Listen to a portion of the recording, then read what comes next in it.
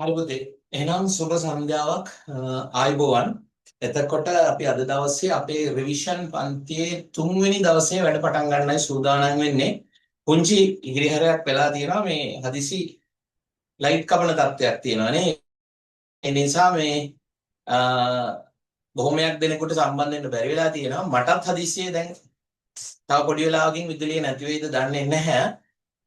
එහෙම වුණොත් මම WhatsApp එකට මැසේජ් එකක් දාන්නම්. අද රෑම කරන්ට් එක ආවට පස්සේ උඩරිම පැයක් නැති වෙන්නේ.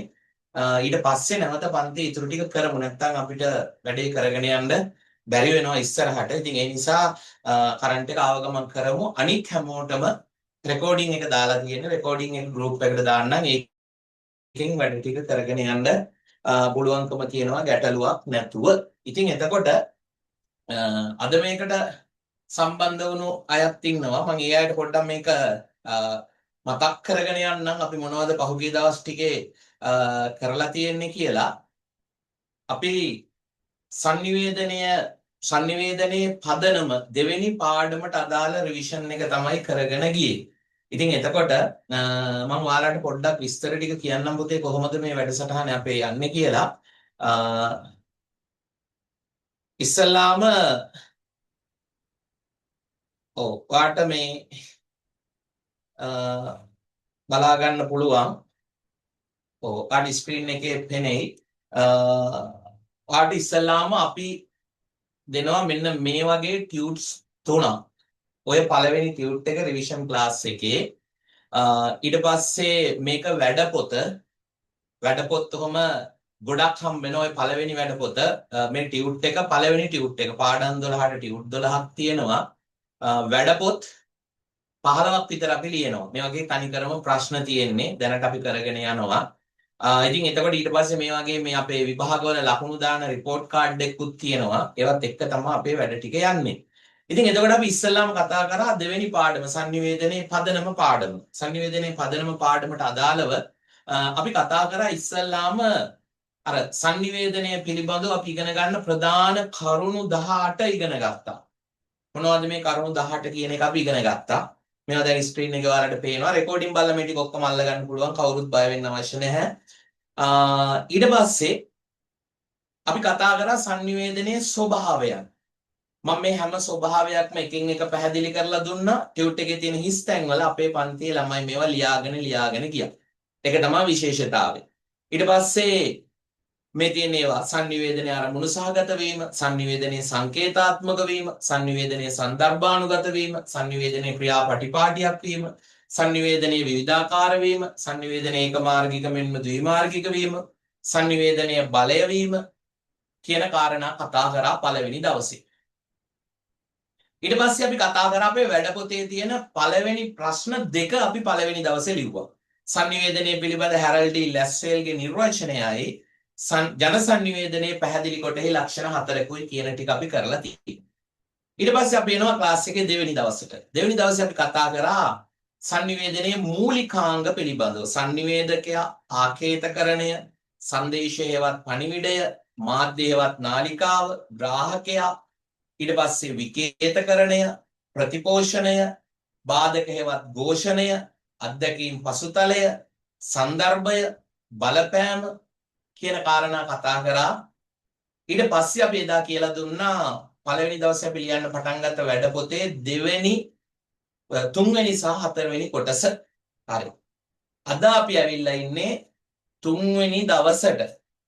වාගේ ටියුට් එකේ තුන්වෙනි දවසට අදාළ කාරණා වලට තමයි අපි ඇවිල්ලා ඉන්නේ. එහෙනම් දැන් ඔන්න ඔයාට අපි පන්තිවල කරගෙන ගියපු දේවල් පිළිබඳව චූටි අවබෝධයක් ලබා දුන්නා. එතකොට මේවත් එක්ක දැන් අපි අද දවසේ තුන්වෙනි දවසේ දැන් අපි sannivedanයේ මූලිකාංග ටික පිළිබඳව පැහැදිලි අවබෝධයක් තියෙනවා. sannivedanයේ ස්වභාවයන් ලියලා තියෙනවා. ඒත් එක්කම අපි තවත් චූටි දෙයක් කරලා තියෙනවා. ඒ මොකක්ද? අපි sannivedanaya පිළිබඳව අපි මේ රිවිෂන් ක්ලාස් එකේ යන මෙන්න මේ වැඩපොතට අදාළව ප්‍රශ්නයකට උත්තර ලියලා තියෙනවා. ඉතින් ගොඩක් ළමයි මට ලියපු ඒවා එවලා තිබුණා. ඒවා මම බැලුවා, බලලා අඩුපාඩු කියලා දුන්නා. ඉදිරි අයටත් මේවා අද කරන ටිකත් මට ලියලා එවන්න වෙනවා. එතකොට මට ඒ වගේ අඩුපාඩු බලලා කියලා දෙන්න පුළුවන්. හරි. අද අපේ ටියුට් එකේ අපිට තියෙනවා ඉස්සල්ලාම ප්‍රශ්නයක් ලියන්න. ඔව් මම මේ ප්‍රශ්නයට අදාළ කරුණු කියලා දෙනවා. අද ප්‍රශ්නයක් ලියන නිසා පටන් ගන්නකොටම චූටි වෙනසක් කරනවා. ප්‍රශ්නයකට පිළිතුරක් ලියන නිසා පටන් ගන්නකොටම චූටි වෙනසක් කරනවා. ඒ වෙනස තමයි අද මේ ප්‍රශ්න ටිකට පිළිතුරු අර වෙනදා වගේ ප්‍රසන්ටේෂන් එකක් විදිහට කරුණු විදිහට ඔයාලට ස්ක්‍රීන් එකේ වැටෙන්නේ නැත. මම කියවනේ පුංචි පුංචි වෙනස්කම් එනවා කියලා. දැන් වෙනද මම ඔක්කොම ටික දැන් බලපෑම කියලා කියනකොට ඔයාලට දැන් ස්ක්‍රීන් එකේ පේනවා ඇති ඔය විදිහට බලපෑමට අදාළ කරුණු මම දැම්මා. බලපෑම පිළිබඳව ඔය විදිහට බලපෑම කියන්නේ මොනවද කියන ටික කියලා දීලා ඔය කරුණු ටික දුන්නා ඔයාට ලියාගෙන යන්න. හැබැයි පුතේ අද තියෙන ප්‍රශ්න ටික ඊට වැඩි චුට්ටක් වෙනස්. අපි එකෙන් පොඩ්ඩක් ඒ தත්ත්වෙ මිදිලා අපි බලමු කොහොමද මේ ටික ඔයා තනියම ලියන්නේ කියලා. ඔව්. අද අපිට පළවෙනි ප්‍රශ්නේ තියෙන්නේ පොඩි දේවල් ලොකු ඒවා නෙමෙයි. සංනිවේදකයා යන මූලිකාංගය ජන සංනිවේදනයට අදාළව විස්තර කරා. සංනිවේදකයා කියන මූලිකාංගය ජන සංනිවේදනයට අදාළව විස්තර කරන්න කියලා තමයි තියෙන්නේ. සංනිවේදකයා යන මූලිකාංගය ජන සංනිවේදනයට අදාළව විස්තර කරන්න කියලා අද තියෙන්නේ. ඉතින් අපි බලමු කොහොමද මේක කරන්න කියලා. ඔව්. දැන් සංනිවේදකයා කියලා කියනකොට අපි ගිය සතිවල විස්තර කරපු කරුණු ඔයාට මතක ඇති. මම ඔහොමම පොඩ්ඩක් පෙන්නන්නම් අද ඉතින් පොඩ්ඩක් පටන් ගන්නකොටම නිසා සංනිවේදකයා පිළිබඳව අපි කතා කරපු කරුණු ටික ඔන්න තියෙනවා. මොනවද කරුණු ටික? තවත් පාර්ශවයක් සමග තොරතුරු අදහස් මත ආකල්පාදිය හුවමාරු කරගන්නා තැන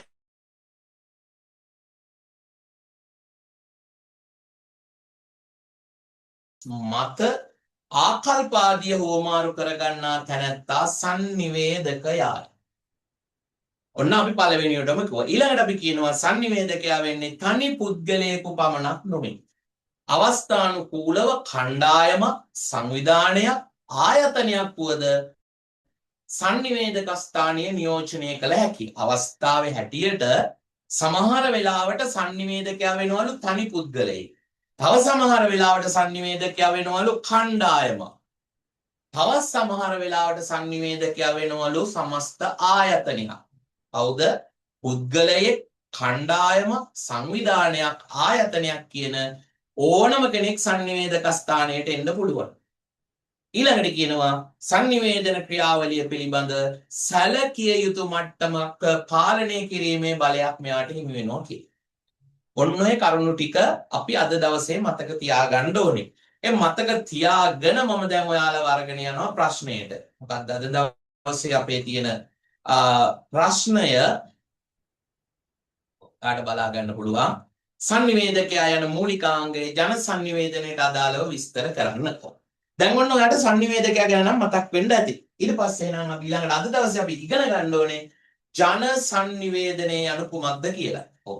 මොකද්ද පුතේ ජන සංනිවේදනය කියලා කියන්නේ? ජන සංනිවේදනය කියලා කියනකොට අපි කියනවා අපි දැන් ඉගෙන ගත්ත දේවල් මතකද ඇතිනේ. ජන සංනිවේදනය කියනකොට අපි කියනවා නිශ්චිතව නොදන්නා අතිවිශාල ග්‍රාහක පිරිසකට. ප්‍රධාන කරුණු ටිකක් තියෙනවා. අලු පෑනකින් ලියන්නම් බෝඩ් එකේ. එතකොට ඔයාලට හොඳට පේනවා මොනවද මේ කරුණු ටික. නිශ්චිතව නොදන්නා. නිශ්චිතව නොදන්නා කියන්නේ හරියටම නොදන්නා. නිශ්චිතව නොදන්නා ඔන්න එකක්. නොදන්නා අතිවිශාල. නිශ්චිතව දන්නේ නැහැ. හැබැයි අපි දන්නවා පිරිස අතිවිශාලයි කියලා. ඒ වගේ පිරිසකට එකවර ඊළඟට ජනමාධ්‍යයක් යොදා ගනිමින් ජනමාධ්‍යයක් යොදා ගනිමින් මොනවද?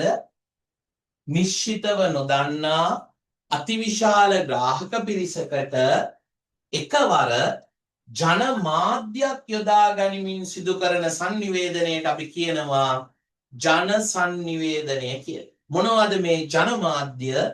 පුවත්පත, ගුවන්විදුලිය, රූපවාහිනී.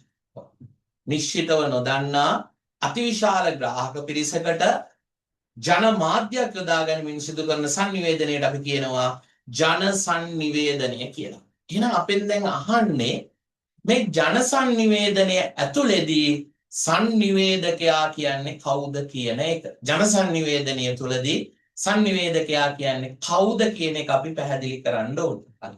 එහෙනම් ඔන්න මම පැහැදිලි කරන විදිහ කියලා දෙනවා. දැන් අපෙන් අහන්නේ ඉස්සෙල්ලා sannivedakaya ගැන. right. ඒ නිසා අපි ඉස්සෙල්ලා ලියමු sannivedakaya කියන්නේ කවුද කියලා. කොහොමද කියන්නේ? තමා සමග හෝ තවත් පාර්ශවයක් සමග අදහස්, තොරතුරු, දැනුම ආදිය හුවමාරු කරගනු ලබන්නේ sannivedakayaය. තමන් එක්ක හෝ තවත් පාර්ශවයක් එක්ක අදහස්, තොරතුරු, දැනුම හුවමාරු කරගන්නේ sannivedakaya. ඔන්න ළඟ තියෙන කොළ කැලලක පොඩි නෝට් එකක් දාගන්න. ඉස්සෙල්ලාම අංක 1 sannivedakaya පැහැදිලි කිරීම. තමා සමග හෝ තවත් පාර්ශවයක් සමග අදහස්, තොරතුරු, දැනුම ආදී හුවමාරු කරගන්නේ sannivedakayaයි කියලා අපි කියනවා. ඔන්න sannivedakaya ගැන කියලා දුන්නා. ඊට පස්සේ මේක ඕනේ ජන sannivedanයට අදාළව. ඔව් අපි දැන් කියනවා ජන sannivedanයේදී බොහෝ විට sannivedakaya බවට පත්වන්නේ ජන sannivedanයේදී දැන් බොහෝ විට ජන sannivedanය කියන්නේ පුවත්පත, ගුවන්විදුලිය, රූපවාහිනිය කියන ආයතන. මේ ආයතන ඇතුළේදී පුතේ බොහෝ විට sannivedakaya බවට පත් වෙන්නේ මේ සංදේශය ඉදිරිපත් කරන කෙනා. sannivedakaya පූරක කියලා කියනවනේ. එහෙම නැතිනම් එයාට පිටපත ලියලා දෙන කෙනා. සමහර වෙලාවට නිවේදකයා කියවන්නේ තව කෙනෙක් ලියලා දෙන පිටපත. එහෙනම් sannivedakaya වෙන්න දෙන්නෙක් ඉන්නවා. කවුද? එක්කෝ මේක නිවේදනය කරන කෙනා, නැත්නම් සංදේශය ඉදිරිපත් කරන කෙනා. එහෙම නැතිනම් මේකට පිටපත ලියන කෙනා sannivedakaya බවට පත් වෙන්න පුළුවන්. ඔන්න අවස්ථා දෙකක් තියෙනවා. හැබැයි මීට අමතරවත් මෙතනදී පුංචි විශේෂයක් වෙනවා. මොකද පුතේ අපි අර sannivedakaya ගැන අඳුර ගන්නකොට කිව්වා, sannivedakaya ගැන අඳුර ගන්නකොට අපි එක තැනකදී කිව්වා මොකද්ද කිව්වේ? සමහර වෙලාවට අවස්ථානුකූලව sannivedakaya හඳුනා ගැනීම කියනකොට අපි කිව්වා අවස්ථානුකූලව පුද්ගලයේ, සංවිධානයක්, ආයතනයක් හෝ කණ්ඩායමක්ද sannivedakaya විය හැකියි කියලා. කවුද? පුද්ගලයේ, සංවිධානයක්, ආයතනයක් නැත්නම් කණ්ඩායමක්ද sannivedakaya බවට පත් වෙන්න පුළුවන් කියලා අපි කිව්වා. එතකොට දැන් අපි කතා කරන්නේ ජන sannivedanය ගැන. ජන sannivedanය කරගෙන යන්නේ ජනමාධ්‍යත් එක්ක. ජනමාධ්‍ය කියලා කියන්නේ ආයතන ව්‍යුහයක්. මේක ඇතුළේ ඉන්නවා වෘත්තීය sannivedakaya, තාක්ෂණික මෙවලම් පාවිච්චි කරනවා, බහුවිධ දොරටු පාලකයෝ ඉන්නවා. දැන් මේක ලොකු ප්‍රොසෙස් එකක්. එතකොට මේ ජන sannivedanය කරගෙන යන්නේ ජනමාධ්‍යයක් විසින්. එතකොට මේ සමස්ත ජනමාධ්‍ය ආයතනයේම ඉන්න හැමෝගෙම දායකත්වයේ ප්‍රතිඵලයක් විදිහට තමයි සංදේශයක් ග්‍රාහකයාට ගමන් කරන්නේ. එතකොට ඒක සමහර වෙලාවට sannivedakayට විතරක්ම වගකීම දෙන්න බෑ. මොකද මේ සමස්ත ආයතනයේම sannivedak ස්ථානයේ තමයි නියෝජනය කරන්නේ. ඒ නිසා මෙතනදී ජන sannivedanයේදී සංදේශය ඉදිරිපත් කරන කෙනා sannivedakaya කියලා අපිට කියන්න පුළුවන්, ගැටලුවක් නැහැ. එහෙම නැත්නම් පිටපත ලියලා දෙන කෙනා sannivedakaya කියලා කියන්නත් පුළුවන්. හැබැයි පුතේ ඒ දෙන්නම ඉන්නේ අර ජනමාධ්‍ය ආයතනයේ ඇතුලේ. ඊට පස්සේ මේ සංදේශ සකස් කරන කට්ටිය, මේවා සංස්කරණය කරන කට්ටිය, මේවා විකාශන කටයුතු කරන කට්ටිය, මේ බහුවිධ කාර්ය මණ්ඩලයක එකතුවක් විදිහට තමයි සංදේශයක් ග්‍රාහකයට යන්නේ. ඒ නිසා අපිට ජන sannivedanයේදී සමස්ත ජනමාධ්‍ය ආයතනයම sannivedakaya කියලා කිව්වත් වැරදි වෙන්නේ නැහැ. ඒක sannivedakaya කියලා අපිට කියන්න පුළුවන්. සමස්ත ජනමාධ්‍ය ආයතනයම sannivedak ස්ථානයලා හඳුන්වන්න පුළුවන්. අන්න ඒ නිසා sannivedakaya යන මූලිකාංගය ජන sannivedanයට අදාළව පැහැදිලි කරනකොට, sannivedakaya කියන මූලිකාංගය ජන sannivedanයට අදාළව පැහැදිලි කරනකොට අපි ඒ පිළිබඳව හොඳට දැනගෙන ඉන්න අවශ්‍යයි. අපි ඒ පිළිබඳව හොඳින් දැනගෙන ඉන්න අවශ්‍යයි. හරි. එහෙනම් ඔන්න මම ආයසරයක් කියනවා කොහොමද sannivedakaya හඳුන්වනවා අංක 1, sannivedakaya හඳුන්වනවා අංක 1. දෙවනුවට අපි මොකද කරන්නේ? ඊට පස්සේ අපි කරන්නේ මේ මූලිකාංගයේ ජනමාධ්‍යයට අදාළ ජන sannivedanයට අදාළව වැඩ කරන විදිය කියනවා. එතනදී අපි ඉස්සල්ලාම කියනවා කොහොමද? අපි ඉස්සල්ලාම කියනවා මෙන්න මෙහෙම. සංනිවේදක ජන සංනිවේදනයේදී සංනිවේදකයා වෙන්න පුළුවන් මේක ඉදිරිපත් කරන කෙනා. එහෙම නැත්නම් මේකේ පිටපත සකස් කරන කෙනා. හැබැයි ජනමාධ්‍යයේදී සංදේශයක් සකස් වෙන්නේ සමස්ත ජනමාධ්‍ය ආයතනයේම අයගේ දායකත්වය. ජනමාධ්‍යයේදී සංදේශයක් සකස් වෙන්නේ සමස්ත ජනමාධ්‍ය ආයතනයේම ඉන්න පිරිසගේ දායකත්වය. මේ ඔක්කොගේම ක්‍රියාකාරීත්වය. ඒ නිසා මෙතනදී සංනිවේදක ස්ථානය හඳුන්වනකොට වඩා සුදුසු වෙනවා සමස්ත ජනමාධ්‍ය ආයතනයම සංනිවේදකයා කියලා හැඳින්වීම වඩා සුදුසු වෙනවා. එහෙනම් සංනිවේදකයා හැඳින්වුවා. ජන සංනිවේදනය කියන්නේ මොකක්ද කියලා කිව්වා. ජන සංනිවේදනයේදී වෙන්නේ නිශ්චිතව නොදන්නා අතිවිශාල ග්‍රාහක පිරිසකට එකවර තොරතුරු ගෙන යාම. මේ සඳහා ජන මාධ්‍යයක් භාවිතාවේ කියලා මම මේ බෝඩ් එකේ දාලා තියෙන ටිකක් ලියනවා. ඊළඟට අපි යටින් ලියනවා ජන සංනිවේදනයට අදාළව සංනිවේදකයා වෙන්නේ සංදේශය ඉදිරිපත් කරන කෙනා. එහෙම නැතිනම් මේකේ පිටපත ලියන කෙනා. හැබැයි ජනමාධ්‍ය කියන්නේ සමස්ත ආයතනයක්. සංදේශයක් සකස් කරනකොට මේ සමස්ත ආයතනයේමගේ දායකත්වයේ තියෙනවා. ඒ නිසා අපි සංනිවේදකයා කියන මූලිකාංගය පැහැදිලි කරනකොට මේ හැමෝම එහෙම නැත්නම් මේ සමස්ත ආයතනයම සංනිවේදකයා ලෙස හැඳින්වීම වඩා සුදුසුයි කියලා කියන්නත් පුළුවන්කමක් තියෙනවා. ඉතින් එතකොට ඔන්න ඔය කාරණා ටික ඔය ටික එකතු කරලා ඔයාගේ හිස්තැනක් ලැබිලා තියෙන ඔයාට උත්තරේ ලියන්න. ඔය කොටස් ටිකේ උත්තරේ ලියන්න අවශ්‍යයි. ඔය කොටස් ටිකේ උත්තරේ ලියන්න අවශ්‍යයි. එතකොට එහෙනම් ඔන්න වෙලාව පටන් ගන්නවා. දැන් ඔයාට තියෙන උත්තරේ ලියන්න. ඔයාට ස්ක්‍රීන් එකේ ප්‍රශ්නේ බලා ගන්නත් පුළුවන්. එතකොට ඒක බලාගෙන උත්තරේ ලියන්න පටන් ගන්න. මම විනාඩි 5ක විතර කාලයක් දෙනවා උත්තරේ ලියන්න.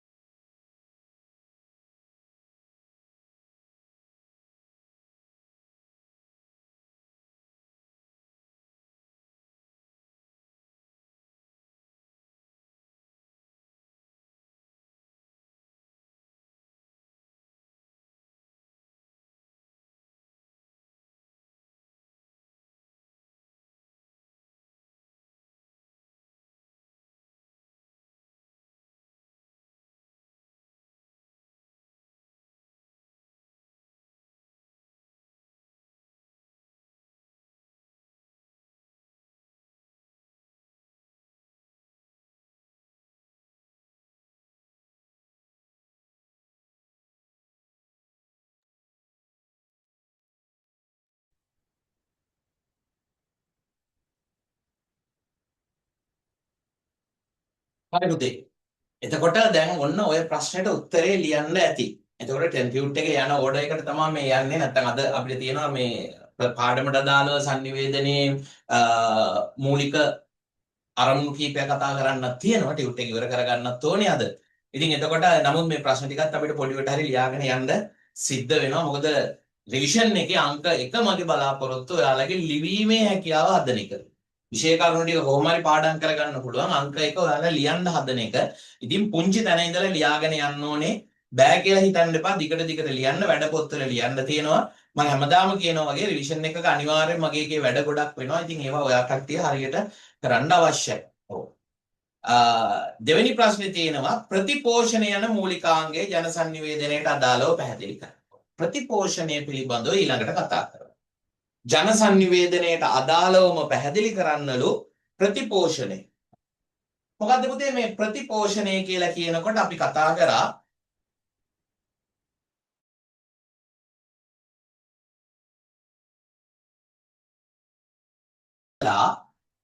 සංනිවේදකයාගේ ඉඳලා ග්‍රාහකයා වෙතට සංදේශයක් ගියාට පස්සේ සංනිවේදකයාගේ ඉඳලා ග්‍රාහකයා වෙතට සංදේශයක් ගියාට පස්සේ නැවත ග්‍රාහකයාගේ සිට සංනිවේදකයා වෙතට එන හඳුනාගත හැකි ආකාරයේ ප්‍රතිචාරය හඳුනාගත හැකි ආකාරයේ හඳුනාගත හැකි ආකාරයේ ප්‍රතිචාරයට තමයි අපි කියන්නේ මොනවද ප්‍රතිපෝෂණය කියලා. හඳුනාගත හැකි ආකාරයේ ප්‍රතිචාර.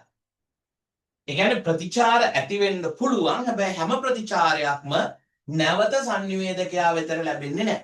එතකොට යම්කිසි ප්‍රතිචාරයක් සංනිවේදකයා වෙතට ලැබෙනවා නම් අපි ඒකට කියනවා මොනවද? හඳුනාගත හැකි ආකාරයේ ප්‍රතිචාරයක් කියලා. අන්නේ හඳුනාගත හැකි ආකාරයේ ප්‍රතිචාරයට අපි තව වචනයක් කියනවා ප්‍රතිපෝෂණය කියලා. අපි ඒකට කියනවා තව වචනයක් ප්‍රතිපෝෂණය. ෆීඩ්බැක් කියන්නේ අපි මේකට F අකුර දානවා. ෆීඩ්බැක් කියන්නේ අපි මේකට F අකුර දානවා. එතකොට සාමාන්‍යයෙන් ඕනම sannivedana ක්‍රියාවලියක සාර්ථකත්වයට බලපාන වැදගත්ම සාධකයක් තමයි ප්‍රතිපෝෂණය කියලා කියන්නේ.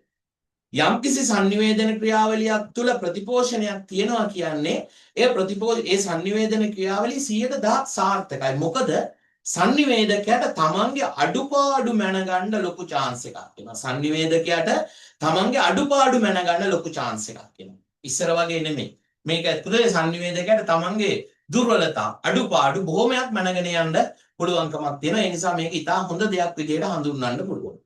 ඉතින් එතකොට ප්‍රතිපෝෂණය කියන මූලිකාංගය තුලින් අපිට මේ අඩුපාඩු හදාගන්න පුළුවන් sannivedakayata. මොකද සාර්ථකව sannivedana ක්‍රියාවලිය වුණාද? ඒක නිසා ඇති උනේ කවර ආකාරයේ බලපෑමක්ද මේ ආදී නිසා. ඉතින් ඔය අරමුණ ඇතුව ජන sannivedanයේදී ජන sannivedanයේ කිව්වට ඉතින් ජන මාධ්‍ය ආයතනනේ උතන තියෙන්නේ. ඔව්. ජන sannivedanයේ කිව්වට ජන මාධ්‍ය ආයතන. මේ ජන මාධ්‍ය ආයතනත් මොකද කරන්නේ? තමන්ගේ ග්‍රාහකයන්ගේ ප්‍රතිපෝෂණය ගන්නවා. තමන්ගේ ග්‍රාහකයන්ගේ ප්‍රතිපෝෂණය ගන්නවා. දුරකථන ඇමතුම් වලින් වෙන්න පුළුවන්. දැන් වර්තමානයේදී නම් Facebook page එකකින් WhatsApp වලින් මේ වගේ අලුත් තාක්ෂණික ක්‍රමත් පාවිච්චි කරලා ප්‍රතිපෝෂණය ගන්නවා. ඉතින් එතකොට මේ අපෙන් අහන්නේ මේ ජනමාධ්‍ය ප්‍රතිපෝෂණය ගැන. හැබැයි මේ ප්‍රතිපෝෂණය ඔය මම කිව්වා වගේ ක්‍රම වලට ගත්තට ජනමාධ්‍ය අපි හඳුන්වන්නේ වැඩිපුර ප්‍රතිපෝෂණය ගන්නෙ නැති අය කට්ටියක් විදිහට. මොකද අපි ඒ නිසා කියන මේ ජනමාධ්‍ය ප්‍රතිපෝෂණය දුර්වල සහ උදාසීන ස්වභාවයකින් යුක්තයි කියලා. එහෙම නැත්නම් අපි අනිත් පැත්තෙන් කියනවා ජනමාධ්‍යයේ සංදේශ ඒකමාර්ගිකයි කියලා. දැන් උදාහරණයක් විදිහට හිතන්න පුතේ පුවත්පතක් මුද්‍රණය කරලා අපිට ලබා දෙනවා. එතකොට පත්තරේ මුද්‍රණය කරලා අපි ළඟට ඇවිල්ලා අපි බලනවා. ඒ බලන මොහොතේදී අපිට හිතන දේවල් පුවත්පතට යවන්න විදිහක් නැහැ. ඒක අපි වෙනම ලියුමක් වගේ හදලා ඊළඟ දවසක පුවත්පත් ආයතනට යවලා ඒ කට්ටිය කැමති වුණොත් විතරයි පළ කරන්නේ. ටීවී එකේ ප්‍රවෘත්ති බල බල ඉන්නකොට ඒ මොහොතේ මට හිතෙන දේ මට පුවත්පත් ආයතනට යවන්න පුළුවන් මේ රූපවාහිනී ආයතනට කියන්න පුළුවන් කමක් නැහැ. අපි ගෙදර බනිනවා දේශපාලනය ගැන කියනකොට බනි ආගමික දේවල් පෙන්වනකොට බනි. හැබැයි අපිට මේ බනින දේවල් ඍජුවම මේ ආයතනයට යවන්න පුළුවන් කමක් නැහැ. මොකද ඒකට හේතුව අපි ප්‍රතිපෝෂණය ලබා දෙන්න කොච්චර කැමැත්තෙන් හිටියත් ජනමාධ්‍ය ආයතනයෙන් ප්‍රතිපෝෂණය ගන්න කැමැත්තෙන් ඉන්නත් ඕන. අනික් එක තමයි යාලා ප්‍රතිපෝෂණ එකතු කරන වෙලාවල් වලදී ඒ ප්‍රතිපෝෂණ එකතු කරන්නේ යාලට ඕන අයකින් විතරයි. එයාලා හැම වෙලෙම එකම විදිහට ප්‍රතිපෝෂණ එකතු කරන්නේ නැහැ. එයාලට ඕන අයකින් විතරයි ප්‍රතිපෝෂණ එකතු කරන්නේ. හැමෝගෙම ගන්නෙ නැහැ. එයාලට ඕන අයකින් ප්‍රතිපෝෂණ අරගෙන ඒ ටික තමයි ඒ කට්ටිය අපිට ලබා දෙන්නේ. දැන් උදාහරණයක් විදිහට පාර්ලිමේන්තුවේ විවාදයක් තිබ්බ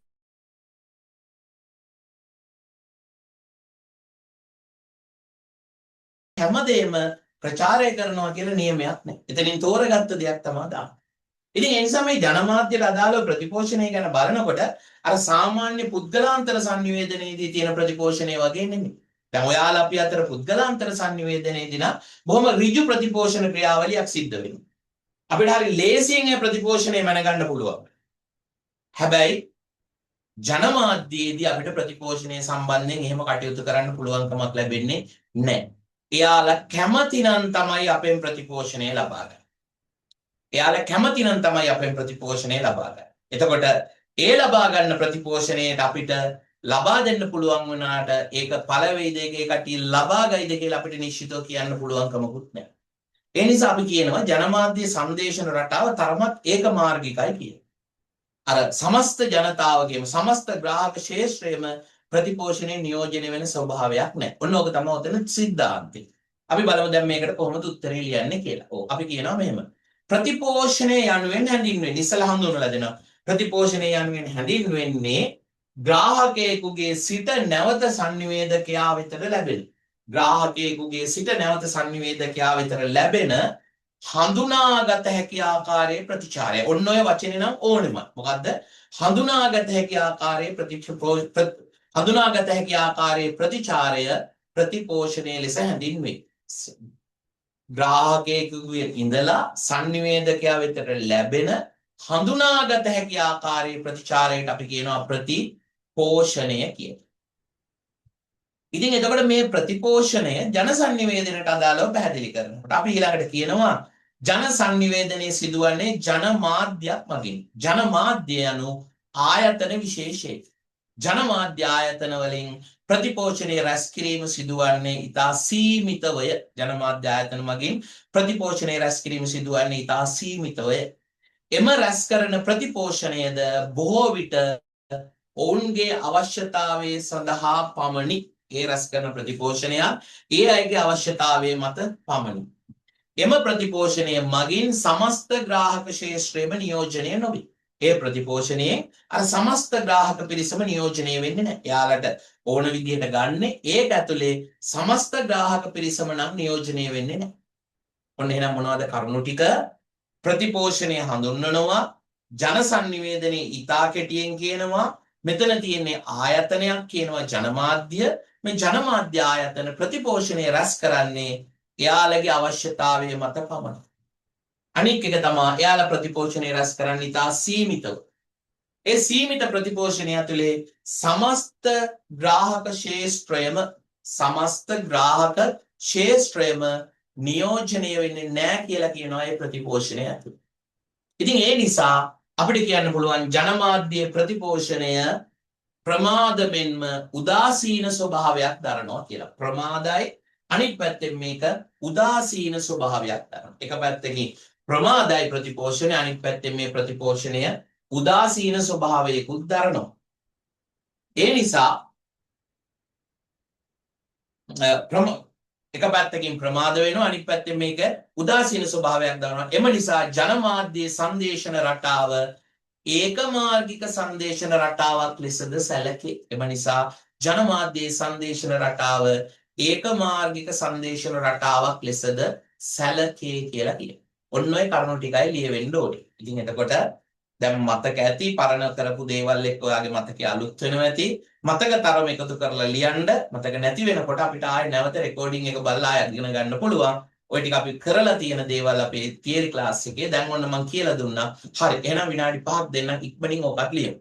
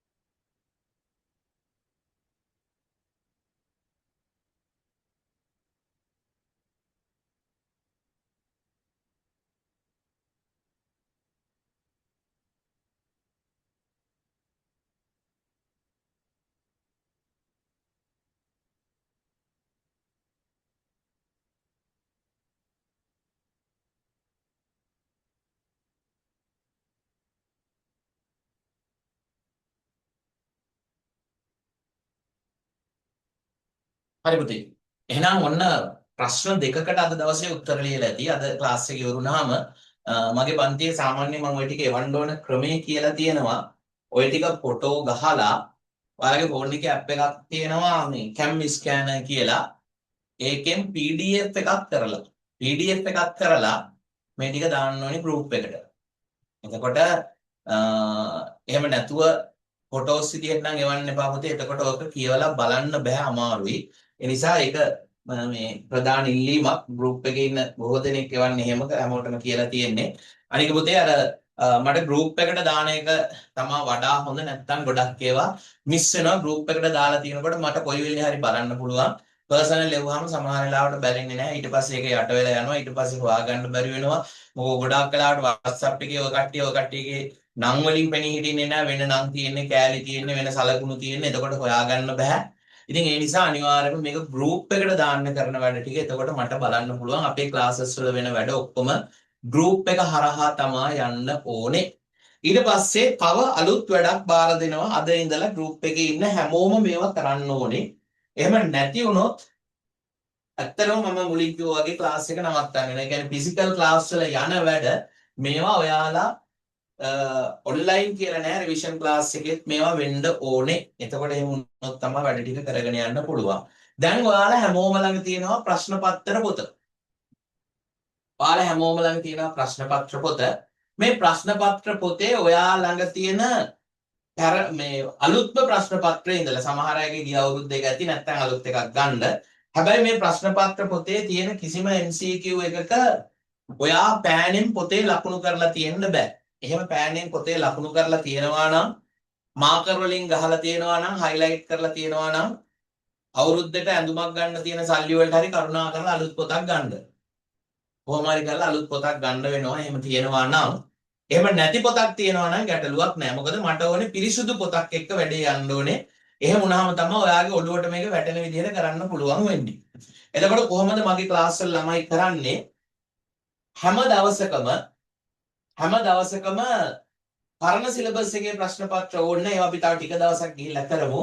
ඔය මෑත කාලීනව තිබුණු විභාගවල ඔයා කැමති ප්‍රශ්න පත්‍රයක් තෝරගන්නවා. කැමති ප්‍රශ්න පත්‍රයක් තෝරන අපි හිතමු 2015 ප්‍රශ්න පත්‍රය ඔයා 2025 ප්‍රශ්න පත්‍රය ඔයා තෝරගත්තා. 2025 A level ප්‍රශ්න පත්‍රය ඔයා තෝරගත්තා. ඊට පස්සේ ඔයා ගන්නවා ඔයා ළඟ තියෙන ඉවත දාන මොනවා හරි කොළ කෑල්ලක්. මේ කොළ කෑල්ලේ උඩින් ලියනවා 2025 A level කියලා. ඊට පස්සේ ඔයා දාගන්නවා මෙහෙම එකේ ඉඳලා අංක 25ට යනකම් දාගන්නවා. කාට හරි දවල් කාලේ විවේකයේ වැඩිපුර තිබිලා 50ම කරන්න පුළුවන් නම් ඉතා හොඳයි. හැබැයි හැමදාම කරන ඉඳ 25ක් කරත් ඇති. එතකොට අංක 25කට දාගත්තා. මේ අංක 25ට දාගෙන ඔයා මොකද කරන්න ඕනේ? පළවෙනි ප්‍රශ්න 25ට ඔයා උත්තර මේකේ ලකුණු කරනවා. 1ට 4 2ට 3 ඊට පස්සේ 5ට 1 ඔය ආදී විදිහට ඔයා පිළිතුරු ලකුණු කරනවා. ලකුණු කරලා ඉවරුනහම ඔයා මාස්ටර් ගයිඩ් පොත ගත්තා නම් ඒකෙම උත්තර ටික තියෙනවා. ඔයාලට පුළුවන් ඊට පස්සේ මේ උත්තර වල හරි වැරදි ඔහොම බලන්න. හරි වැරදි ටික බලලා යටින් දානවා ඔයා කීයෙන් කීයක් හරිද? 25න් 15යි කියලා ඔයා දැම්මා. දාලා මේකේ ෆොටෝ එකක් ගහලා ගෲප් එකට දාන්න ඕනේ. එහෙම නැති කට්ටිය මම ගෲප් එකෙන් රිමූව් කරලා දානවා. වැඩක් නැහැ නැත්තම් විභාග පාස් කරන්න අමාරුයි. එතකොට මේකේ ෆොටෝ එකක් ගහලා මට ගෲප් එකට දාන්න ඕන. ඔන්න ගෲප් එකේ ඉන්න හැමෝටම රෙකෝඩින් බලන අයටත් එක්ක මේ කියන්නේ. එතකොට මට මේකේ ෆොටෝ එකක් දාන්න ඕනේ. හෙට ඉඳලා මේ වැඩේ යන්න ඕනේ. හැමෝම ගෲප් එකට ෆොටෝ එකක් දානවා. ඔය වැඩේ හැම දවසකම වෙන්න ඕනේ. ඔයා දවසේ වෙලාවක් වෙන් කරලා තියාගෙන හැම දවසකම එක්ක උදේ කාලේ නැත්තම් දවල් කාලේ නැත්තම් පාන්දර නැත්තම් රෑ ඔයා කැමති වෙලාවක මේ වැඩේ අනිවාර්යෙන්ම වෙන්න ඕනේ. එතකොට ඔයාට මෙහෙම යනකොට පළවෙනි සැරේ ඔය වගේ තියෙයි. ඊට පස්සේ දෙවෙනි අවස්ථාවට යනකොට ඔයාට ආය වෙලාවකදී මේ ප්‍රශ්න ටිකම හම්බ වෙනවා. 2025 මේ ප්‍රශ්න ටිකම හම්බ වෙනවා. එදාට ඔයාගේ හරිය යනවා 25න් 20ක් විතර. මේක ආය ඔයාට තුන්වෙනි වතාවටත් වෙලාවක හම්බ වෙනවා. එදාට ඔයාට 25න් 25මත් හරියනවා. ඒත් වැඩේ නවත්තන්නේ විභාගයට යනකොට ඔයාට 1යි 2යි 3යි 4යි 5ක්වත් මේ ටික හම්බෙලා තිබුණොත් වැඩේ ගොඩ. ඔයාට මේ ප්‍රශ්න ටික 5 පාරක්වත් හරි ගිහිල්ලා තිබුණොත් මොකද වෙන්නේ? විභාගේ දවස වෙනකොට ඔයා අවුරුදු 5ක 6ක සියලුම MCQ එකක්වත් වරදින්න නැතුව හරියටම ගහනවා. ඒ වගේම හැම ප්‍රශ්නයක්ම තිබුණේ මොන අවුරුද්දේ කොතන කීවෙනි ප්‍රශ්නේද කියලා ඔයාගේ මතකයේ දියුණු වෙනවා. අන්න ඒ මතකයෙන් ගියාම ඔයාට විභාගෙට අනිවාර්යයෙන්ම ඔයාට එන ප්‍රශ්න 50න් ප්‍රශ්න 30ක් ගොඩ දා ගන්න පුළුවන්. 50න් 30ක් ගොඩ දාන්න පුළුවන් ඔය ප්‍රැක්ටිකල් එක කරලා ගියොත්. එතකොට තව 20ක් ඉතුරු වෙනවා. ඒ 20න් තව 10ක් හෝ 15ක් ගොඩ දා ගන්න මම කියලා දෙනවා. එතකොට ඔයාට ලකුණු 40ක් 42ක්වත් අඩුම තරම MCQ වලින් වැටෙනවා. MCQ වලින් 42ක් වටුණා කියන්නේ ඔයා S එකක් අරගෙන ඉවරයි පේපර් එකට. 50න් ලකුණු 40යි කියන්නේ ඔයා S එකක් අරගෙන ඉවරයි. ඊළඟට ඔයාට තියෙන ලකුණු 200න් 160ක් ගත්තා නම් ඇති. 200න් 160ක් ගත්තා නම් මේක දෙවෙනි කොටසේ ලකුණු ගන්න අමාරුනේ. 200න් 160ක් ගත්තා නම් එතන ඔයාට අතාරින ලකුණු 40ක් තියෙනවා. ඒ කියන්නේ ලකුණු 16 කොටස් දෙකක් අතාරුණත් ගැටලුවක් නැහැ. 16 ඒත් 32යි. ඒත් ගැටලුවක් නැහැ. එතකොට ඔයාලා හතරවෙනි කොටස් දෙකක් අතාරුණත් ඔයාලා ලකුණු ටික MCQ එකකින් අල්ලලා තියෙනවා. ඊට පස්සේ ඔයාලා තියෙන 160ක් ගත්තා නම් මේක 4ෙන් බෙදුනහම ලකුණු 40යි. මේ පැති දෙකේ ලකුණු 40 එකතු වුනහම නිකම් ඔයාට ලකුණු 80යි කියන්නේ ඔයාට සුපිරිය එකක් එනවා. ඉතින් ඔන්න ඔය වැඩේට කරන්න මේක එක දවසකින් නම් පුළුවන් වෙන්නේ නැහැ. ගොඩක් වෙලාවට එක සැරයක් එක්සෑම් කරපු දරුවෝත් ඉන්න නිසා තව සැරයක් අපිට වැඩේ වරද්ද ගන්න කාලේ නැහැ. ඒ නිසා අද රෑම ඉඳලා මේ වැඩේ පටන් ගන්න. ප්‍රශ්න පත්‍ර පොතක් නැත්තම් මොනියම් හෝ කැපකිරීමක් කරලා ඒක ලබා ගන්න. මොකද වැඩේ කරනකොට ඒ අවශ්‍ය දේ අවශ්‍යයි. රේස් එකක් දුවන්න බෑනේ පරණස්සෙක්ගේ. වැඩේට ඕන දේ තියෙන්න ඕනේ. ඒ නිසා මොනවා හරි කැපකිරීමක් කරලා ප්‍රශ්න පත්‍ර පොතක් ගන්න අරගෙන වැඩේ කරන්න. නැත්තම් මුල් දවස් ටිකේ පොතක් නැත්තම් ළඟ තියෙන යාළුවෙකුගේ තියෙන පොතකින් ෆොටෝ ටිකක් හරි ගහලා ගෙන්නගෙන කරන්න. ඔයාගේ අර කොළ පාටින් ලස්සන සරසලා තියෙන පේන් දැල්ලලා තියෙන පොතෙන් නම් පටන් ගන්න එපා. එතකොට වැඩේ සෙට් වෙන්නේ නැහැ. ඒ හින්දා වෙන වැඩකින් වෙන පොතකින් පටන් ගන්න. හරි. අපි යනවා තුන්වෙනි ප්‍රශ්නයට අද දවසේ. ඔව්. මොකද තුන්වෙනි ප්‍රශ්නේ මෙතනදී කියනවා sannivedana ක්‍රියාවලියේදී ප්‍රතිපෝෂණයේ වැදගත්කම පිළිබඳ කරුණු දක්වන්න. sannivedana ක්‍රියාවලියේදී ප්‍රතිපෝෂණයේ වැදගත්කම. ඕ. දැන් ඔන්න අපි ඉස්සෙල්ලා කතා කරේ ජන sannivedanයට අදාළව ප්‍රතිපෝෂණය. ඉස්සෙල්ලා කතා කරේ ජන sannivedanයට අදාළව ප්‍රතිපෝෂණය. දැන් අපි මෙතනින් කතා කරනවා මේ sannivedana ක්‍රියාවලියේදී තියෙන ප්‍රතිපෝෂණයේ වැදගත්කම. ප්‍රතිපෝෂණය ඇයි වැදගත් වෙන්නේ කියලා අපි කෙටියෙන් පැහැදිලි කරන්න ඕනේ. ප්‍රතිපෝෂණය කෙනෙකුට වැදගත් වෙන්නේ කවර හේතුවක් නිසාද කියන එකයි මෙතනදී බලාපොරොත්තු වෙන්නේ. හරි. අපි බලමු ප්‍රතිපෝෂණය කොහොමද කෙනෙකුට වැදගත් වෙන්නේ කියලා. දැන් අපි අර ඉස්සෙල්ලා කිව්වා වගේම අපිට කියන්න පුළුවන් කොහොමද sannivedakayeku ළඟ ඉඳලා ග්‍රාහකයෙකු වෙතට සංදේශයක් ගමන් කළ පසු ග්‍රාහකයාගේ සිට නැවත sannivedakaya වෙතට පැමිණෙන හඳුනාගත හැකි ආකාරයේ ප්‍රතිචාරයට අපි ප්‍රතිපෝෂණය කියලා කියනවා. හඳුනාගත හැකි ආකාරයේ ප්‍රතිචාරයට අපි ප්‍රතිපෝෂණය කියලා කියනවා. අපි බලමු මේ ප්‍රතිපෝෂණය ගැන කොහොමද ඊතුරු විස්තර ටික අපි ලියන්නේ කියලා. ඇයි ප්‍රතිපෝෂණය වැදගත් වෙන්නේ කියලා අපි කොහොමද ලියන්නේ? sannivedana ක්‍රියාවලියේදී ප්‍රතිපෝෂණය වැදගත් වෙන්නේ කොහොමද කියලා අපි ලියන්නේ කොහොමද? අපි බලමු මොකක්ද කියලා ඒක. හරි. ඔව්. පුතේ දැන් මේ විදිහට පළවෙනිම කාරණාව. කිසියම් sannivedana ක්‍රියාවලියකදී ප්‍රතිපෝෂණයක් සිදු වුණාම අංක 1ටම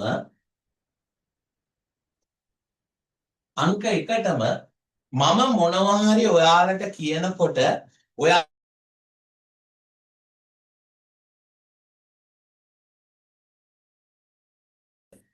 මොනවා හරි හાર્ට් එකක ලකුණක් හරි හා කියලා හරි මොනවා හරි දෙයක් ඔයාලා දානවා නම් මට අංක 1ටම එක පැහැදිලි අවබෝධයක් එනවා. ඒ මොකද්ද?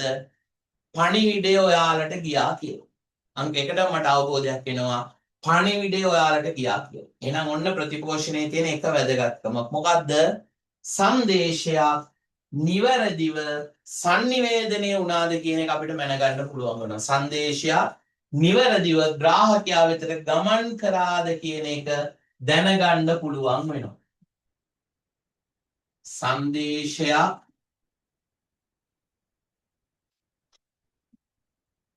ග්‍රාහකයාට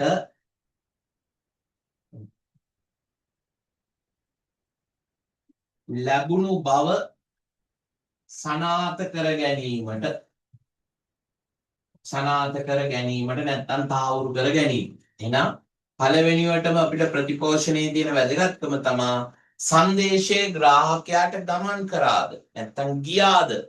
එහෙම නැත්නම් මේක තහවුරු කරගන්න අපිට සනාථ කරගන්න පුළුවන් වෙනවා. sannivedaka ස්ථානයේ සිට ග්‍රාහක ස්ථානයේ වෙතට සංදේශය නිවැරදිව ගමන් කරලා තියෙනවාද? අපිට ඕන කෙනාටමද මේ පණිවිඩය ගමන් කරේ කියන එක අපිට හඳුනා ගන්න තියෙන ඉතා හොඳ දෙයක් තමයි මොකද්ද? ප්‍රතිපෝෂණය. ඔන්න මේකෙදි නිසා අපිට ප්‍රතිපෝෂණයේ තියෙන එක වැදගත්කම. අපිට සංදේශය ගියාද කියලා අවබෝධ කරගන්න පුළුවන් නිවැරදිව සම්ප්‍රේක්ෂණය වුණාද කියලා. ඒ වචන දැම්මට කමක් නැහැ. සංදේශයක් නිවැරදිව ග්‍රාහකයා වෙතට සම්ප්‍රේක්ෂණය වූ බව සනාථ කරගන්න අපිට ප්‍රතිපෝෂණය වැදගත් වෙනවා.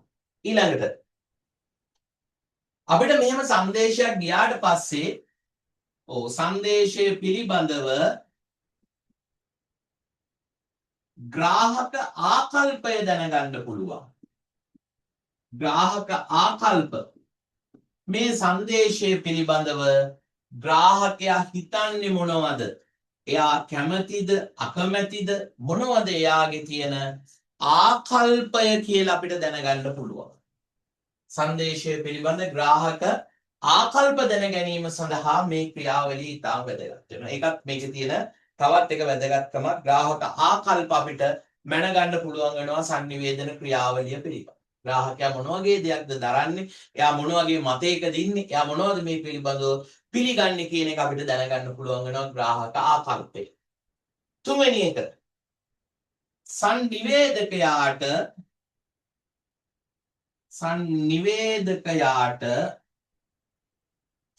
තම අඩුපාඩු තම දුර්වලතා කියලා අපි දාමු. දුර්වලතා නිවැරදි කර ගැනීම.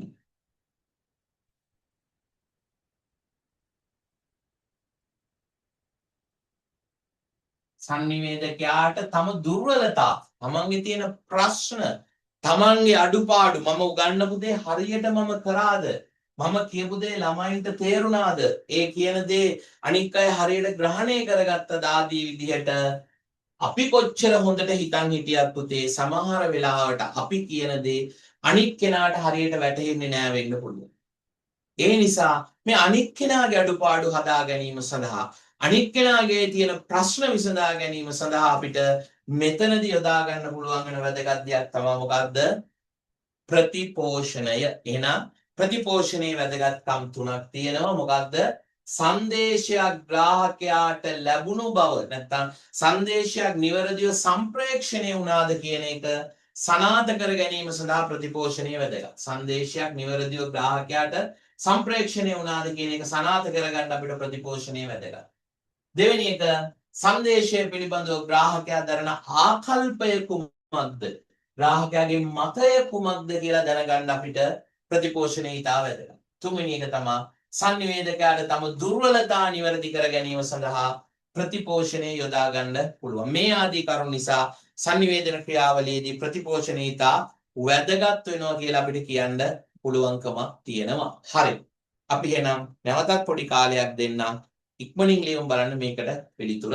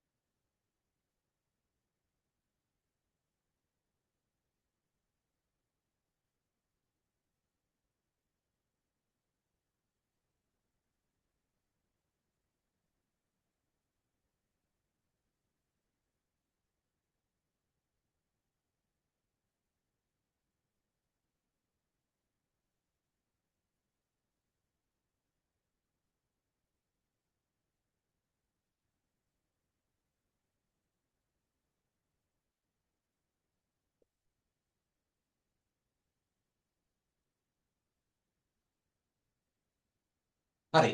මම හිතන්නේ පුතේ එතකොට ඒකත් ලියලා ඉවර ඇති කියලා මම හිතනවා. ඉතින් එතකොට මේ ටියුට් එක නැති අය අද රෑම මට මැසේජ් එකක් දාන්න. මම ඔයාගේ ටියුට්ස් ටික එක දවස් ඇතුළත ලැබෙන්න සලස්සන්නම්.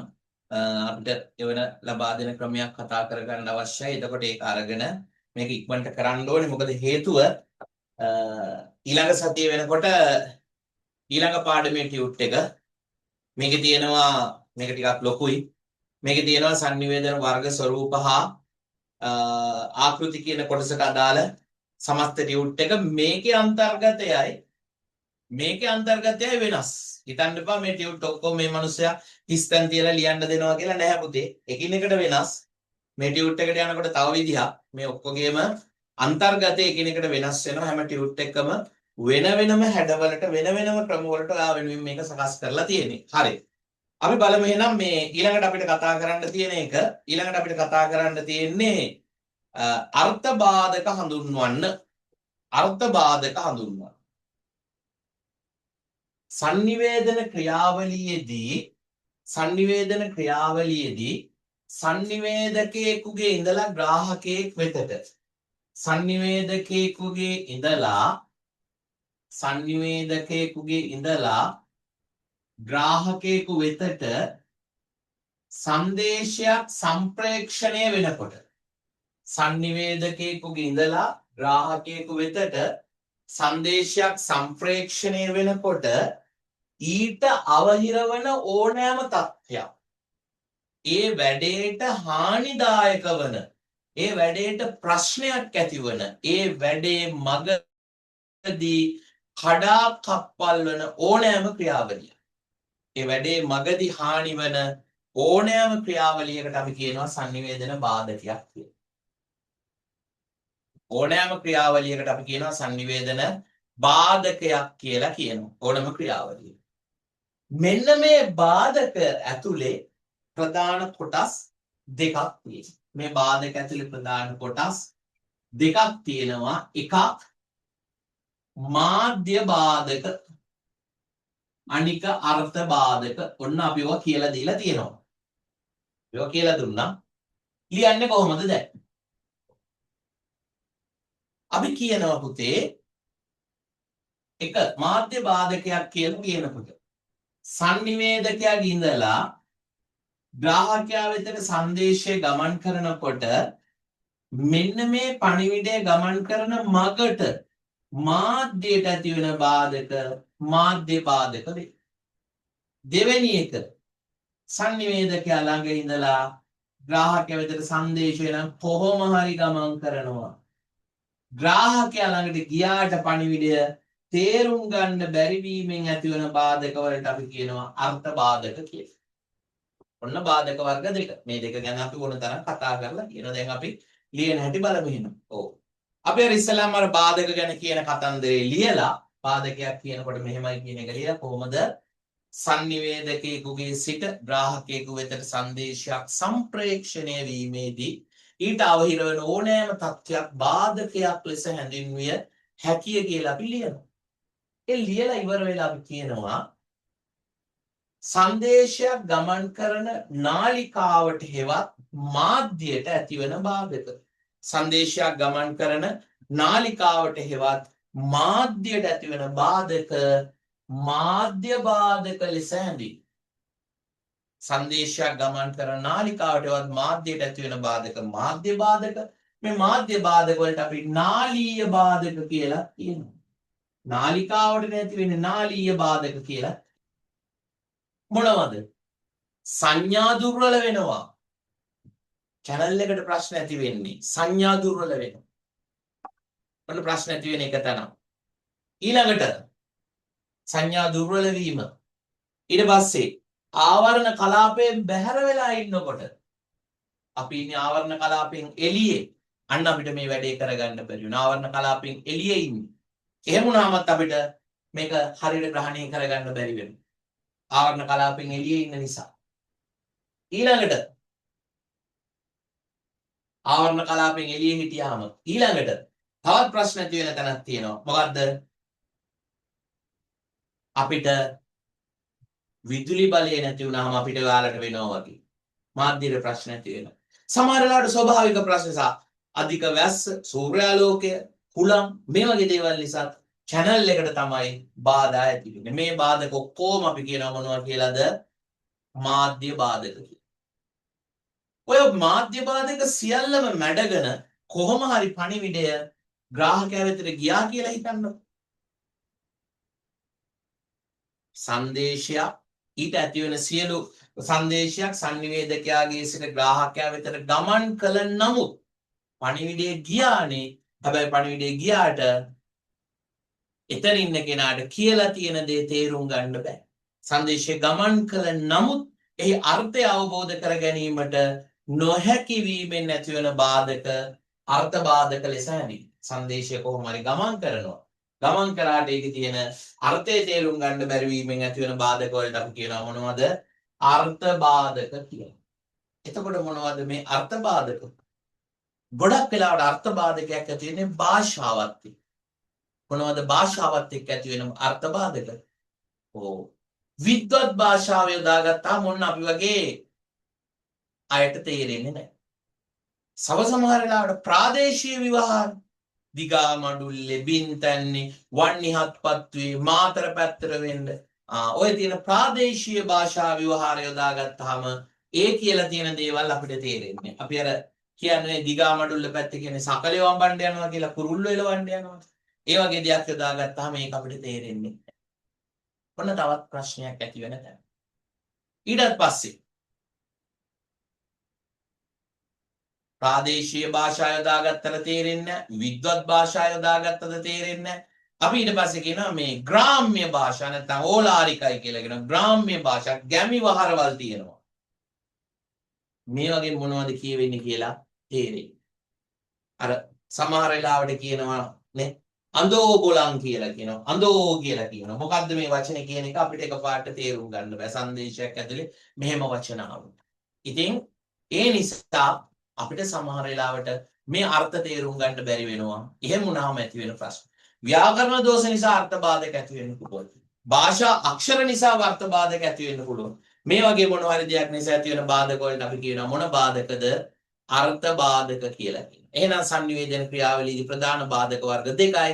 එකක් මාධ්‍ය බාධක, අනික් එක අර්ථ බාධක. එකක් මාධ්‍ය බාධක, අනික් එක අර්ථ බාධක. ඔයිට අමතරව තව බාධක තියෙන්න පුළුවන් ශාරීරික හා මානසික බාධක, පාරිසරික බාධක, පුද්ගල විෂම ක්‍රියාකාරීත්වය නිසා ඇති වෙන බාධක ආදී විදියට බාධක වර්ග තියෙනවා. හැබැයි පුතේ කොච්චර ඒ බාධක වර්ග තිබුණත් ඒ හැම බාධකයක් නිසාම හානි වෙන්නේ එක්කෝ මාධ්‍යයට නැත්නම් අර්ථයට. ඒ නිසා ඔය ඔක්කොම බාධක අපිට අර්ථ බාධක සහ මාධ්‍ය බාධක කියන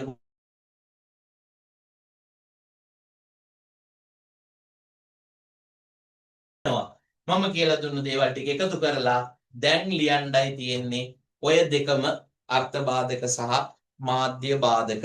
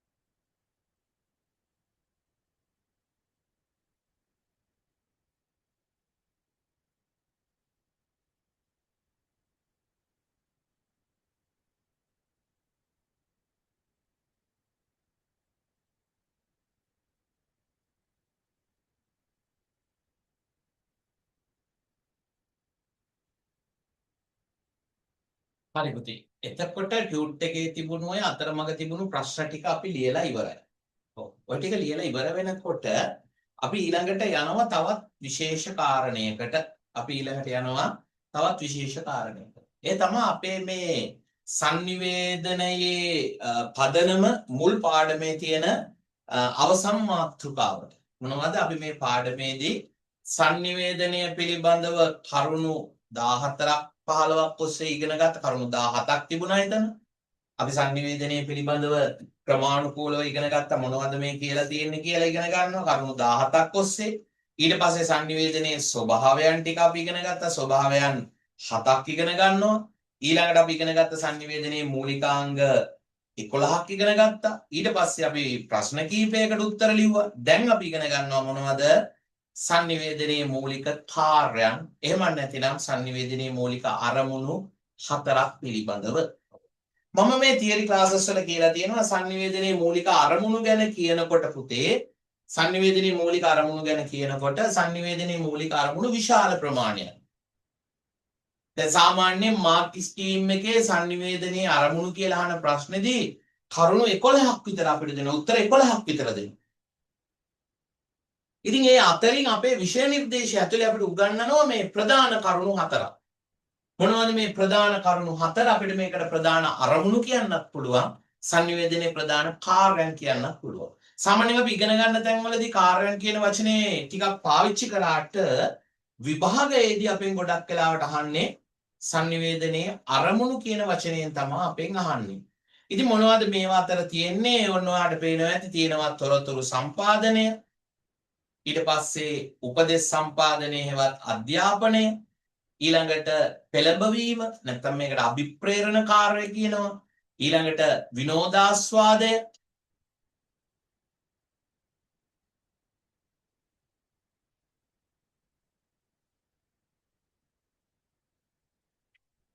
විනෝදාස්වාදය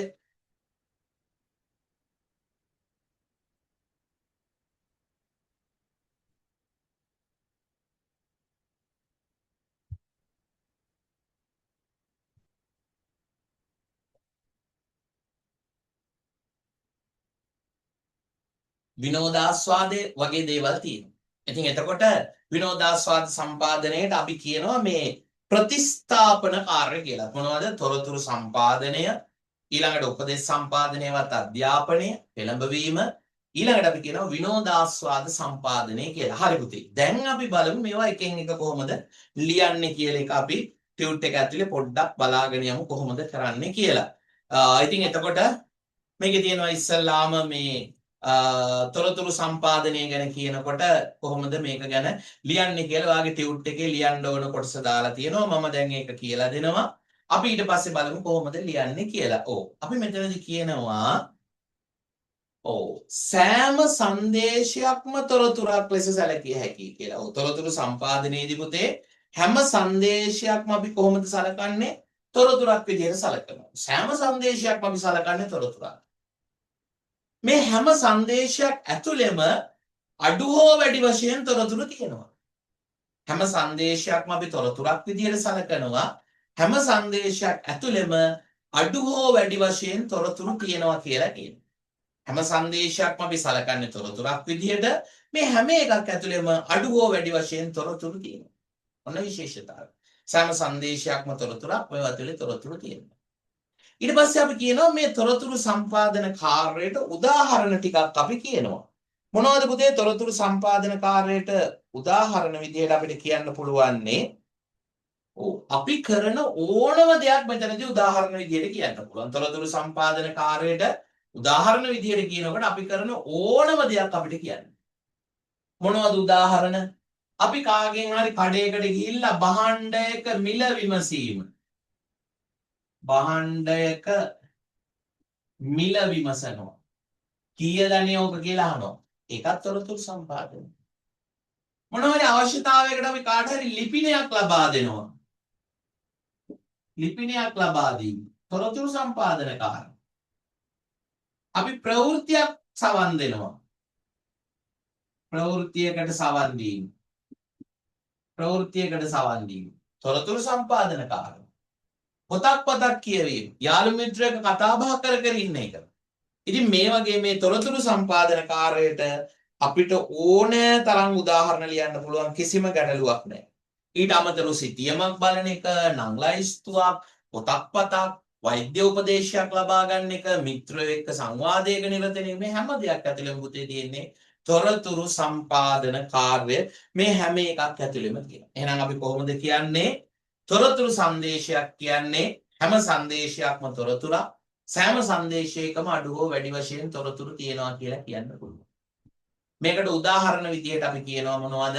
භාණ්ඩයක මිල ගණන් විමසීම, ලිපිනයක් ලබා දීම, සම්මුඛ පරීක්ෂණයකට අයදුම් කිරීම, සිතියමක් පරීක්ෂා කිරීම, ප්‍රවෘත්ති නැරඹීම, ටෙලිනාට්‍යයක් නැරඹීම, පොතක් කියවීම, සංවාදයක නියැලීම, මේ ඕනම දෙයක් තුළින් අපිට ගන්න පුළුවන් මොනවද? තොරතුරු ගන්න පුළුවන්කම තියෙනවා. මේ ඕනම දෙයක් තුළින් අපිට තොරතුරු ගන්න පුළුවන්කමක් තියෙනවා. අපි ඊළඟට කියනවා මේ තොරතුරු සම්පාදන කාර්ය ගුණාත්මක බවින් වඩාත් ඉහළ වන්නේ. මේක නිකන් කාර්යයක් නෙමෙයි. මේ තොරතුරු සම්පාදන කාර්ය ගුණාත්මක බවින් ඉහළ යගයක් ගන්නේ අපි හුවමාරු කරන තොරතුරු සත්‍ය තොරතුරුනොත් විතරයි. ඒ තොරතුරු වල පුතේ නිර්වද්‍යතාවය මොකද්ද? නිර්වද්‍යතාවය තියෙන්න ඕනේ.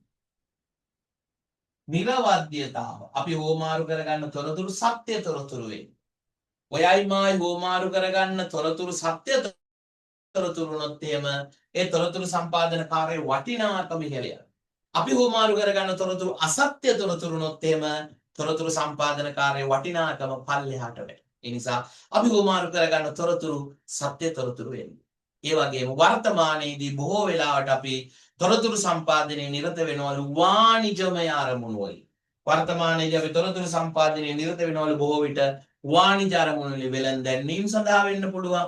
ඊට පස්සේ මේ මොනවා හරි භාණ්ඩ හෝ සේවා විකිණීම සඳහා වෙන්න පුළුවන්. කෙනෙක්ව පොළඹවා ගන්න මොනවට හරි අපි තොරතුරු වාණිජ අරමුණු වලින් තොරතුරු පාවිච්චි කරනවා.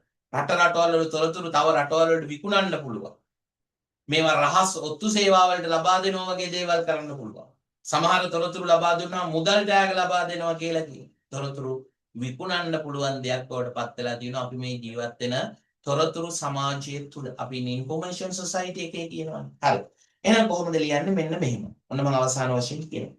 සෑම සංදේශයක්ම තොරතුරක් ලෙස සැලකිය හැකියි. ඒවා තුළ අඩු හා වැඩි වශයෙන් තොරතුරු අන්තර්ගත වේ. භාණ්ඩයක මිල ගණන් විමසීම, ලිපිනයක් ලබා දීම, පොතක් කියවීම ආදිය තුළදී සිදුවන්නේද තොරතුරු සම්පාදනයකි. තොරතුරු සම්පාදන කාර්ය වඩා ගුණාත්මක බවින් ඉහළ අගයක් ගන්නේ. තොරතුරු සම්පාදන කාර්ය වඩා ගුණාත්මක බවින් ඉහළ අගයක් ගන්නේ එම තොරතුරු වල නිර්වද්‍යතාවය වැඩි වන තරමටය. එම තොරතුරු වල නිර්වද්‍යතාවය වැඩි වන තරමටය. වර්තමානයේදී තොරතුරු සම්පාදන කාර්ය බොහෝ විට වාණිජ මුහුණුවරින් සිදු වෙනු ලබයි. වර්තමානයේදී තොරතුරු සම්පාදන කාර්ය බොහෝ විට වාණිජමය අරමුණින් සිදුවනු ලබයි කියලා කියනවා. වර්තමානයේදී තොරතුරු සම්පාදන කාර්ය වාණිජ අරමුණු වලින් සිදු වෙනවා කියලා කියනවා. ඔන්න කරුණු ටික කියලා දුන්නා. ඔව්. ඔන්න පුතේ කරුණු ටික කියලා දුන්නා. එතකොට ඔයාට විශේෂයෙන් තියෙන්නේ උදාහරණේ විතරයි දාන්න තියෙන්නේ. ස්ක්‍රීන් එකේ පේන්නත් තියෙනවා. හැබැයි ඕක දිහා වැඩිය බලන්නේ නැතුව අවධානය යොමු කරලා හරි ලියමු බලන්න ඉක්මනින්. විනාඩි 5න් ලියන්න පුළුවන්. තව අපිට 3ක් ලියන්නත් තියෙනවා. ඉක්මනින් ලියමු.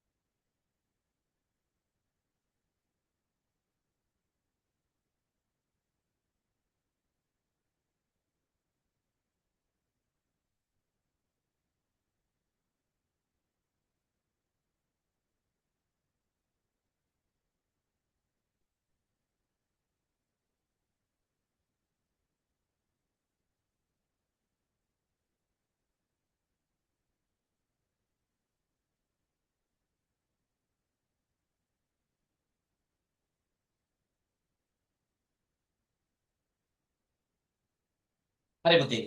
එතකොට තොරතුරු සම්පාදනය දැන් ඔයාලා ලියන්න ඇති. අපි ඊළඟට යන උපදේශ සම්පාදනය නැතිනම් අධ්‍යාපනයට. පුතේ දැන් මේ අධ්‍යාපනය කියන එකේදී සිදුවන්නේ තොරතුරු සම්පාදනයක්ම තමයි. මේක දැන් තියරි වලත් අපි ඉගෙනගෙන මතක ඇති ඔයාලට. මෙතනදි සිදුවන්නේ තොරතුරු සම්පාදනයක්ම තමයි. ඉතින් තොරතුරු හුවමාරු කරගන්නේ නැතුව අධ්‍යාපනය ලබා දෙන්න බෑනේ. තොරතුරු හුවමාරු කරගන්න නැතුව අධ්‍යාපනය ලබා දෙන්න බෑ. ඉතින් ඒ නිසා මෙතනදි සිදුවන්නේ තොරතුරු හුවමාරුවක්ම තමයි. හැබැයි අර සාමාන්‍ය තොරතුරු හුවමාරුවක සිදුවනවා වගේ නිකන් අර කරුණු දැක්වීමක් නැත්නම් ඔහේ කියවීමක් ඒ වගේ දෙයක් නෙමෙයි මෙතනදි සිද්ධ වෙන්නේ. මෙතනදි සිද්ධ වන්නේ ඊට වඩා ඔබට ගිය ක්‍රියාකාරී තත්ත්වයක්. දැන් උදාහරණයක් විදිහට අපිට මුණ ගැහිලා සුහද කතා බහවල නිරත වෙන්න පුළුවන් ඕන තරම්. හැබැයි විෂය උගන්වනකොට මට උගන්වන්න වෙන්නේ විෂය නිර්දේශයකට අනුකූලව තියෙන එහෙම නැතිනම් සංවිධානාත්මක තොරතුරු ටිකක් එහෙම නැතිනම් අර්ථකථනාත්මක තොරතුරු ටිකක් තමයි මට ඔයාලා ඉස්සරහ උගන්වන්න. ඒ විෂය උගන්වන්න. නැවත අපි හමු වෙලා කතා කරනකොට සාමාන්‍ය තොරතුරු පොත්. එතකොට කිසිම ගැටලුවක් නෑ. නමුත් අපි මේ වගේ තැනකදී උගන්වනකොට ඊට වඩා ක්‍රමානුකූලව විධිමත්ව පිළිවෙලකට අපිට උගන්වන්න සිද්ධ වෙනවා. ඒ නිසා අපි කියනවා මේ තොරතුරු සම්පාදනය මූලික වශයෙන්ම මෙතනදී සිදුවන්නේ තොරතුරු සම්පාදනයක්. නමුත් ඒ තොරතුරු සම්පාදනය සාමාන්‍ය තොරතුරු සම්පාදනයකට වඩා ක්‍රියාකාරී ස්වභාවයකින් යුක්තයි. මේක සාමාන්‍ය තොරතුරු සම්පාදනයකට වඩා ක්‍රියාකාරී ස්වභාවයකින් යුක්තයි. ඒ නිසා අපි මෙතනදී කියනවා මේක නිකම්ම නිකම් කරුණු දැක්වීමක් නොමේ. මේක නිකම්ම නිකම් කරුණු දැක්වීමක් නෙමේලු. මොනවද මෙතනදී අපි කරන්නේ? සංවිධානාත්මක හෝ අර්ථකථනාත්මක දෙයක් මේ කියන්නේ. එහෙනම් අපි ඕක ලියනවා. ලියලිවල ඊට යටින් අපි උදාහරණ ටිකක් දානවා කොහොමද? පරිගණකයක් භාවිත කරගනිමින් ලිපියක් සකස් කරගන්නේ කෙසේද? කම්පියුටර් එක පාවිච්චි කරලා ලියුමක් හදන්නේ කොහොමද කියලා අපි තව කෙනෙකුට කියලා දෙනවා. කම්පියුටර් එක පාවිච්චි කරලා ලියුමක් හදන්නේ කොහොමද කියලා අපි තව කෙනෙකුට කියලා දෙනවා. එතකොට මොකද්ද සිදුවෙන්නේ? අධ්‍යාපනික කාරණා. උපදේශ සම්පාදනය.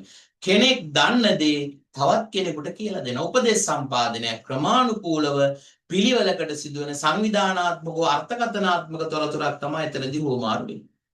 ඊට අමතරව අපි කියනවා දේශන, වැඩමුළු, පෙළපොත්, සම්මන්ත්‍රණ මේ ආදී හැම දෙයක් ඇතුළෙම සිදුවන්නේ තොරතුරු සම්පාදනයක් කියලා අපිට කියන්න පුළුවන්කම තියෙනවා. හරි.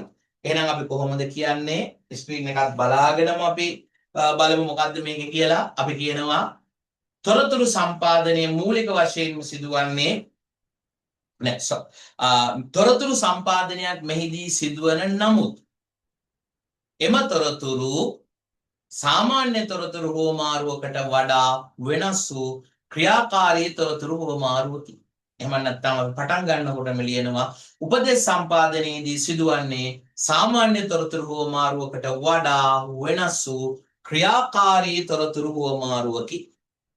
එය හුදු කරුණු දැක්වීමකට වඩා වෙනස් වූ සංවිධානාත්මක සහ අර්ථකථනාත්මක ඉදිරිපත් කිරීමකි. එය හුදු කරුණු දැක්වීමකට වඩා වෙනස් වූ සංවිධානාත්මක සහ අර්ථකථනාත්මක ඉදිරිපත් කිරීමකි. ඊට පස්සේ අපි දෙනවා උදාහරණයක්. මොකක්ද? පරිගණකයක් භාවිත කරමින් ලිපියක් සකස් කරගන්නේ කෙසේදැයි කෙනෙකු විසින් තවත් කෙනෙකුට කියා දීම. කම්පියුටර් එකක් පාවිච්චි කරලා ලියුමක් හදාගන්නේ කොහොමද කියලා කෙනෙක් තව කෙනෙකුට කියලා දෙනවා. මීට අමතරව දේශන, වැඩමුළු, සම්මන්ත්‍රණ, පෙළපොත් ආදී මගින් මූලික වශයෙන් සිදුවන්නේද අධ්‍යාපනික කාර්යයක් බව පැහැදිලිය. ඔන්න ඔය කරුණු ටික ලියවුනහම හරි. හරි. ස්ක්‍රීන් එකේ තියෙනවා ඉක්මනින් ලියුම් බලන්න. Taman තනියෙන් ලියන්න පුළුවන් තරම්.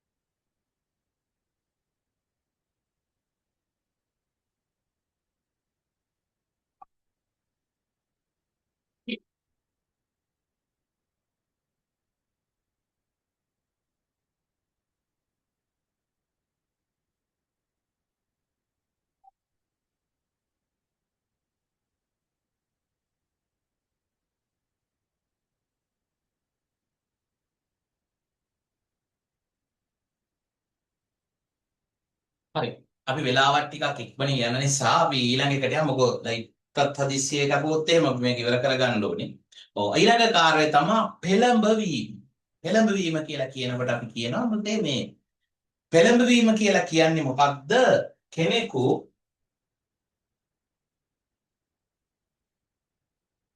කෙනෙකු සිතන පතන ආකාරය. කෙනෙක් හිතන පතන විදිය. එහෙම නැතිනම් එයා වැඩ කරන විදිය. කෙනෙකු සිතන පතන ආකාරය නැතිනම් කටයුතු කරන ආකාරය. මෙන්න මේ දෙක වෙනස් කරන්න පුළුවන් නම් sannivedana ක්‍රියාවලියට අපි කියනවා ඒකට පෙළඹවීමක්. එහෙම නැතිනම් තොරතුරු වලට, එහෙම නැතිනම් sannivedanයට පුළුවන් නම් කෙනෙක් හිතන විදිය. ඔයා හෙට ඉස්කෝලේ යන්න ඉන්නකොට යාළුවෙක් කතා කරලා කියනවා හෙට යන්නේ නැති වෙමු කියලා. අන්න ඔයා යන්න ඉන්න එක වෙනස් වුණා. මොකද්ද උනේ? හිතන විදිය වෙනස් වුණා. එහෙනම් sannivedanයට පුළුවන් කෙනෙක් හිතන පතන ආකාරය වෙනස් කරන්න. අපි කියනවා කෙනෙකු සිතන පතන ආකාරය. අනිත් පැත්තෙන් ඔයා කටයුතු කරන ආකාරය. මොකද්ද? ඩෙන්ගු රෝගේ වේගෙන් බෝ වෙනවා කියලා දැනීමක් දැක්කට පස්සේ ඔයාටත් හිතනවා ගෙදර වත්ත පිටිය ටිකක් පිරිසුදු කරලා දාන්න ඕනේ කියලා. කටයුතු කරන ආකාරය. එහෙනම් sannivedanයට මේ දෙකම කරන්න පුළුවන්. කෙනෙකු සිතන පතන ආකාරය හෝ කටයුතු කරන ආකාරයේ වෙනසක් සිදුවන්නේ නම් මෙය පෙළඹවීම. සිතන පතන ආකාරයේ වෙනසක් ඇති කරනවා නම් අපි කියනවා අපි දන්නවා නම මොකද්ද? ආකල්පමය පෙළඹවීම. හිතන පතන විදිය වෙනස් කරනවා නම් අපි කියනවා ආකල්පමයයි. කටයුතු කරන ආකාරය වෙනස් වෙනවා නම් අපි කියනවා චර්යාත්මකයි. සිතන පතන ආකාරය වෙනස් වෙනවා නම් ආකල්පමයයි. කටයුතු කරන ආකාරය වෙනස් වෙනවා නම් චර්යාත්මකයි කියලා කියනවා. ඉතින් එතකොට මේ පෙළඹවීමක් ඇති කරනවා කියන එක උදේ ලේසි වැඩක් නෙමෙයි. මම මේ කරන sannivedana ක්‍රියාවලිය තුළ ඔයා තුළ පෙළඹවීමක් ඇති කරනවා කියන එක ලේසි වැඩක් නෙමෙයි. එතකොට මට ඔයා තුළ පෙළඹවීමක් ඇති කරන්න නම් මම මොකද කරන්න ඕනේ? මේ සංදේශය ඉතා සිතාමතා සැලසුම් සහගතව හදන්න. නිකම් මේ පෙළඹවීම වෙන්නේ නැහැ. මම බොහොම ප්ලෑන් කරලා මේ සංදේශය හදන්න ඕනේ ඔයාට. කොහොමද ඔයා තුළ මේ වෙනස ඇති කරන්න කියන එක සම්බන්ධ. ඉතින් එතකොට ඒකත් අපි කරන්න අවශ්‍යයි. එහෙනම් මේක සැලසුම් සහගතව හදන්න. ඒක ඇතුලේ කතා කරන දෙයක් තියෙන්න පුළුවන්, රූප තියෙන්න පුළුවන්, ඉදිරිපත් කිරීම තියෙන්න පුළුවන්. මේ මොන වගේ උපාය උපක්‍රම පාවිච්චි කරලා හෝ ඔයා තුළ වෙනසක් ඇති වෙනවා නම් ඒකට අපි කියනවා පෙළඹවීමක් කියලා. ඉතින් සාමාන්‍ය දෛනික sannivedana ක්‍රියාවලියේදී පුතේ පෙළඹවීම අපිට වැඩිපුරම දකින්න පුළුවන් වෙන්නේ කොහෙද? වෙළඳ ප්‍රචාරණයේදී. වෙළඳ ප්‍රචාරණයේදී තමයි අපිට පෙළඹවීම වැඩියෙන්ම අන්තර්ගත වුණු සංදේශ දකින්න පුළුවන්. පෙළඹවීම වැඩියෙන්ම අන්තර්ගත වුණේ අපිට දකින්න පුළුවන් වෙන්නේ වෙළඳ ප්‍රචාරණයේදී. හරි.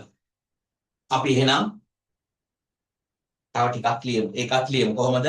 අවසාන වශයෙන් මම කියන්නම් කෙනෙක් සිතන පතන ආකාරය හෝ කෙනෙක් සිතන පතන ආකාරය හෝ කටයුතු කරන ආකාරය වෙනසක් වෙනවා නම් ඒකට කියනවා පෙළඹවීමක්. හිතන පතන ආකාරයේ වෙනසක් නම් ආකල්පමය පෙළඹවීම, කටයුතු කරන ආකාරයේ වෙනසක් නම් චර්යාත්මක පෙළඹවීම. පෙළඹවීමේ සංදේශයක් අපි හදන්නේ කොහොම හිතාමතා සැලසුම් සහගතවයි මේක නිර්මාණය කරන්න ඕනේ. මේ සඳහා කතනය, ලේඛනය, රූපණය වගේ දේවල් යොදා ගන්න පුළුවන්. ඒ වගේම පෙළඹවීම වැඩිපුරම අපිට දකින්න පුළුවන් වෙන්නේ වර්තමානයේදී වෙළඳ දැන්වීම තුල.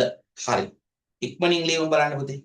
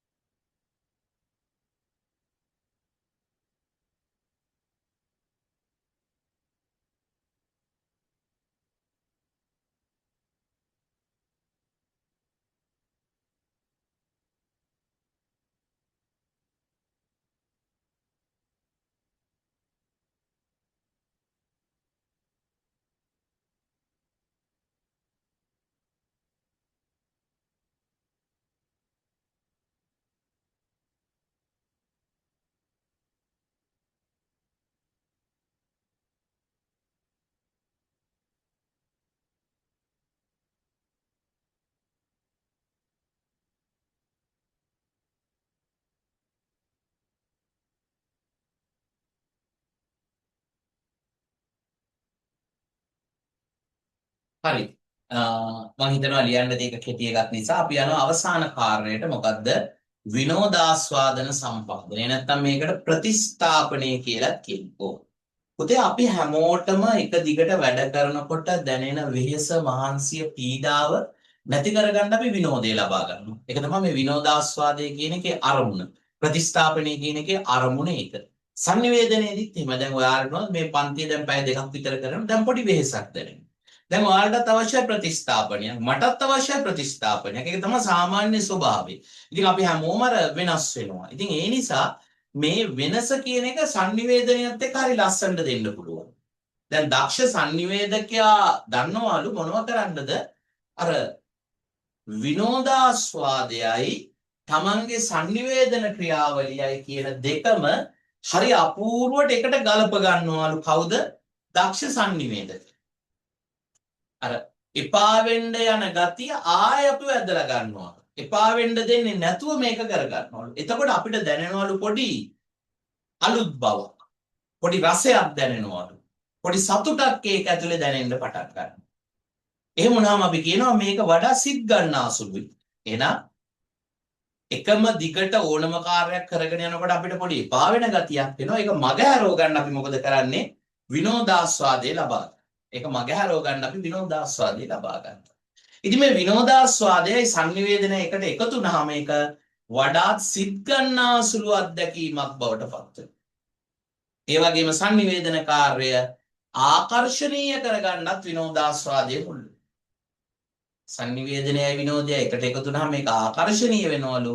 ඒ වගේම අපිට sannivedana කාර්යය වඩා sannivedanayයි විනෝදයයි එකට එකතු වුනහම මේක වඩා සිත් ගන්නාසුළු වෙනවලු.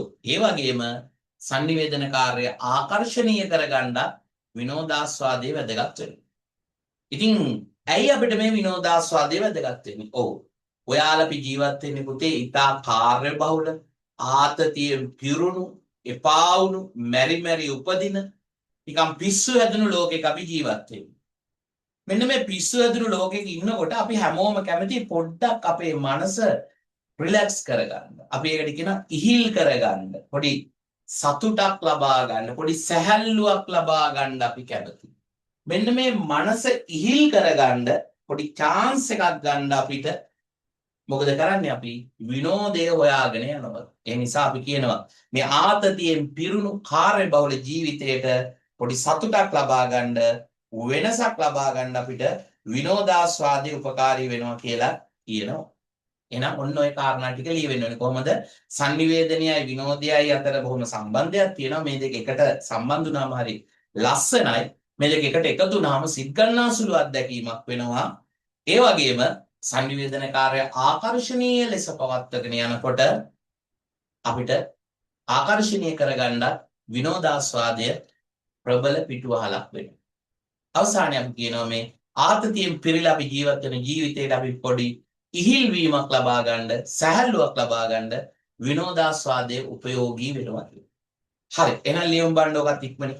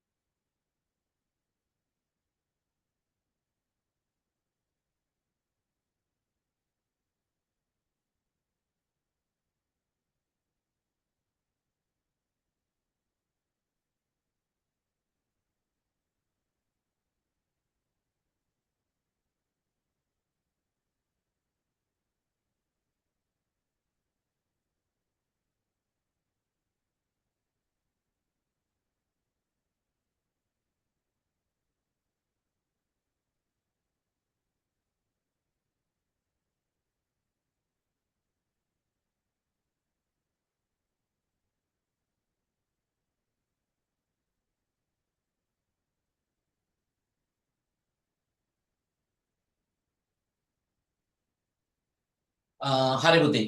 එතකොට අපි පළවෙනි පාඩමේ රිවිෂන් එක ඉවර කරනවා. මේක ටිකක් වේගෙන් යනවා. ඉතින් කරන්න දෙයක් නැහැ. රෙකෝඩින් නැවත නැවත බලන්න පුළුවන්. මොකද ඔන්ලයින් එකක අපිට මීට වැඩි කාලය ගත කරන්න බෑ. එකක් මේක හැම පැත්තෙම අසාර්ථකයි. හැබැයි අපි ඉදිරියේදී පන්තියේ තව කාලය දික් වෙනවා. ඔන්ලයින් එක අසාර්ථකයි කියලා නෙමෙයි කියන්නේ, පන්තියේ කාලය තව දික් වෙනවා විවිධ වැඩත් එක්ක. වැඩ පොතේම තාම ટච් කරගෙන යනවා විතරයි. MCQ කරන්න තියෙනවා, වැඩ පොත කරන්න තියෙනවා, වැඩ ගොඩක් තියෙනවා. ඒවත් එක්ක ලබන සති ඊළඟ සති වෙනකොට තව කාලය යනවා. මොකෝ කෙටි කාලයක් ඇතුළත පාඩම් 12ම රිවිෂන් කරලා දෙන්න ඕනේ. ඒ නිසා ටිකක් වේගෙන් යනවා. සමහර රිවිෂන් එක දවසෙන් පාඩමම ඉවර කරන්නත් වෙනවා. දැන් මේ මුල් පාඩම් දෙක, ඒ කියන්නේ sannivedanaya පදනමයි sannivedana වර්ග ස්වරූප ආකෘති කියන පාඩමයි කියන පාඩම් දෙක ඔයා හොඳට කම්ප්ලීට් කරගත්තොත් මගේ පෞද්ගලික විශ්වාසයක් තියෙනවා සාමාන්‍යයෙන් අපිට S එකකට වගේ යන්න ලකුණු හම්බ වෙනවා කියලා. ඒක මගේ පෞද්ගලික විශ්වාසයක්. ඉතින් ඒ නිසා මම මේ පාඩම් දෙක ළමයින්ට වැඩිපුර ප්‍රැක්ටිස් කරනවා. මොකද මේ පාඩම් දෙක හැදුනහම ඇත්තට මෙතන තමයි sannivedanaya පදනම තියෙන. ඒක හැදුනහම මට හරි ලේසි ඉතුරු වැඩ ටික කරගෙන යන්න. ඉතින් ඒ නිසා ওই පාඩමට අදාළ බොහෝ දේවල් කතා කරා. ඊට පස්සේ අපේ වැඩ පොතේ දෙවෙනි ප්‍රශ්නේ කොටස් හතරම මෙතන දාලා තියෙනවා ස්ක්‍රීන් එකේ ඔයාලට පෙනේ. හතරම ලියන්න අවශ්‍ය නැහැ. හතරෙන් දෙකක්. දැම්ම මේක ලියන්න ඕනේ. අන්තර් පුද්ගල sannivedanaya පැහැදිලි කරන්න. අන්තර් පුද්ගල කියන්නේ පුද්ගලයන් දෙදෙනෙකු හෝ කිහිප දෙනෙකු අතර සිදුවන sannivedanaya අන්තර් පුද්ගල sannivedanaya. පුද්ගලයන් දෙදෙනෙකු හෝ කිහිප දෙනෙකු අතර සිදුවන sannivedanaya අන්තර් පුද්ගල sannivedanaya. මේක පුද්ගල අභිමුඛව වෙන්න පුළුවන්, යන්ත්‍ර සහායකව වෙන්න පුළුවන්. ඔච්චරයි ඔක ලියන්නේ පළවෙනි ප්‍රශ්නයකනේ. ඊට පස්සේ පාසල් පරිශ්‍රය තුල දැක හැකි විධිමත් sannivedana අවස්ථා දෙකක්. ඔව්. විධිමත් sannivedanaya අවිධිමත් sannivedanaya කියලා දෙකක් තියෙනවා. විධිමත් sannivedanaya කියන්නේ sannivedakයා පහසුවෙන් හඳුනා ගැනීමට හැකි. නැත්නම් මූලාශ්‍රය පැහැදිලිව හඳුනාගත හැකි sannivedanayට අපි කියනවා විධිමත් sannivedanaya කියලා. ඉතින් විධිමත් sannivedana අවස්ථා දෙකක් පාසල ඇතුලේ මොනවද? පාසලේ තියෙන විධිමත් sannivedana අවස්ථා ගොඩාරියක් තියෙනවා. දැන්වීම්, පුවරුව, අස්සන් ලේඛනය, නාම ලේඛනය, පන්ති වාර්තා පොත, වැටුප් ලේඛනය, පුස්තකාලේ කාඩ් පත, ඊට පස්සේ ඔබේ ශිෂ්‍ය ප්‍රගති වාර්තාව, මේ ඔක්කොම විධිමත් sannivedana අවස්ථා. පාසලේ නිල නිවේදන, මේ ඔක්කොම විධිමත් sannivedana අවස්ථා. ඉතින් මේ කැමැති එකක් පිළිබඳව කෙටියෙන් පැහැදිලි කරන්න ලකුණු 8ක කොටසක් කාරණේ ලිව්වා, කාරණේ ලියලා පැහැදිලි කරන්න ඔයාගේ වැඩ පොතේ ඉඩ තියෙනවා. හරි. ඉතුරු දෙක මම අද ලියවන්නේ නැහැ. එතකොට අද දීපු කාරණා ටික ලියලා මට PDF එක එවන්න අවශ්‍යයි. මම මෙතනින් එහාට අද යන්නේ නැත්තේ මොකද අද රෙකෝඩින් එකයි වැඩි පිරිසක් බලන්නේ. මොකද හේතුව මේ විදුලි බල අරවා මේවා ප්‍රශ්නත් එක්ක රෙකෝඩින් එක තමයි බලන්නේ. ඉතින් ඒ අයත් මේ ටික බලලා මට ඉක්මනින් වැඩ ටික කරලා ඕනේ. මට මේක ලයිව්ම ලියවන්නයි ඕනේ ගොඩක් ප්‍රශ්න. ඉතින් ඒ නිසා අපි අදට අපේ වැඩපිළිවෙල ඔය හරියෙන් අවසන් කරනවා. ඉතින් එතකොට හැමෝම මේ වැඩේ මහන්සියෙන් කරගෙන යන්න ඕනි පුතේ. හෙට හවස තියෙනවා තියරි ක්ලාස් එක. යන්නේ නිර්මාණාත්මක sannivedanaya, පුවත්පත් මාධ්‍යයට අදාළ කොටස යන්නේ. පුවත්පත, ගුවන්විදුලිය, රූපවාහිනිය ආදී විදිහට මේක හෙට ඉඳලා යන්නේ. ඉතින් ඔයාට පුළුවන් පන්තියට සම්බන්ධ වෙලා ඔයාගේ තියරි එකේ දැනුම වැඩි කරගන්නත් පුළුවන්. තියරි ක්ලාස් එකෙත් පරණ රෙකෝඩින් ඔක්කොම තියෙනවා. බැරි ඕන කෙනෙකුට මට කතා කරලා පර්සනල් ඒ ටික ඉල්ලගෙන බලන්න. හැබැයි ඒව ඔක්කොම දෙන්නේ පුතේ ඔයා ප්‍රයෝජනයක් ගයි කියන අරමුණ නැතුව මට ඒක ප්‍රචලිත කරගන්න උවමනාවක් නෙමෙයි තියෙන්නේ. ඉතින් ඔයාලා මේක බලලා ඒ ටිකෙනුත් ප්‍රයෝජනයක් අරගෙන ඔයාගේ අභියෝගය ඔයා ජයගනී කියන විශ්වාසය ඇතුවයි ඔය සියලු දේවල් නිකන් දෙන්නේ. ඒවා කිසි දෙයකට මුදල් අය කරන්න. එතකොට ඒ රෙකෝඩින් ටිකත් බලලා දැන් තියෙන පන්තියේ ඉන්න අවශ්‍ය නම් ඒකටත් ඉඳලා ඔයා වැඩ ටික කරගන්න අවශ්‍යයි. රිවිෂන් එකේ ඒවා රිවිෂන් එකට දෙනවා. මේකේ මම පන්ති දෙක වෙන වෙනම කියලා ගෲප් දෙකකට බෙදලා එහෙම අරව මේවා කරලා නැහැ. ඔක්කොම පොදුවේ තියාගෙන ඉන්නේ.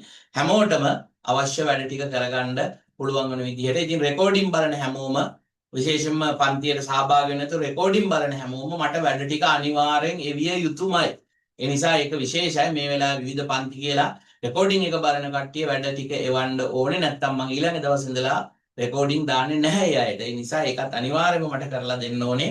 හරි. එහෙනම් අපි අද දවසට අපේ වැඩ ටික ඔතනින් ඔය විදිහට නවත්තනවා. එහෙනම් හැමෝටම ජය වේවා. එහෙම නැත්නම් සුබ රාත්‍රියක්. අපි අද 3 වෙනි දවසේ රිවිෂන් එක ඔය විදිහට නවත්තනවා. එහෙනම් ආයුබෝවන්. අපි නැවත ලබන සතිය අඟහරුවාදා රාත්‍රියේදී හමු වෙමු. හැමෝටම සුබ සතියක් වේවා.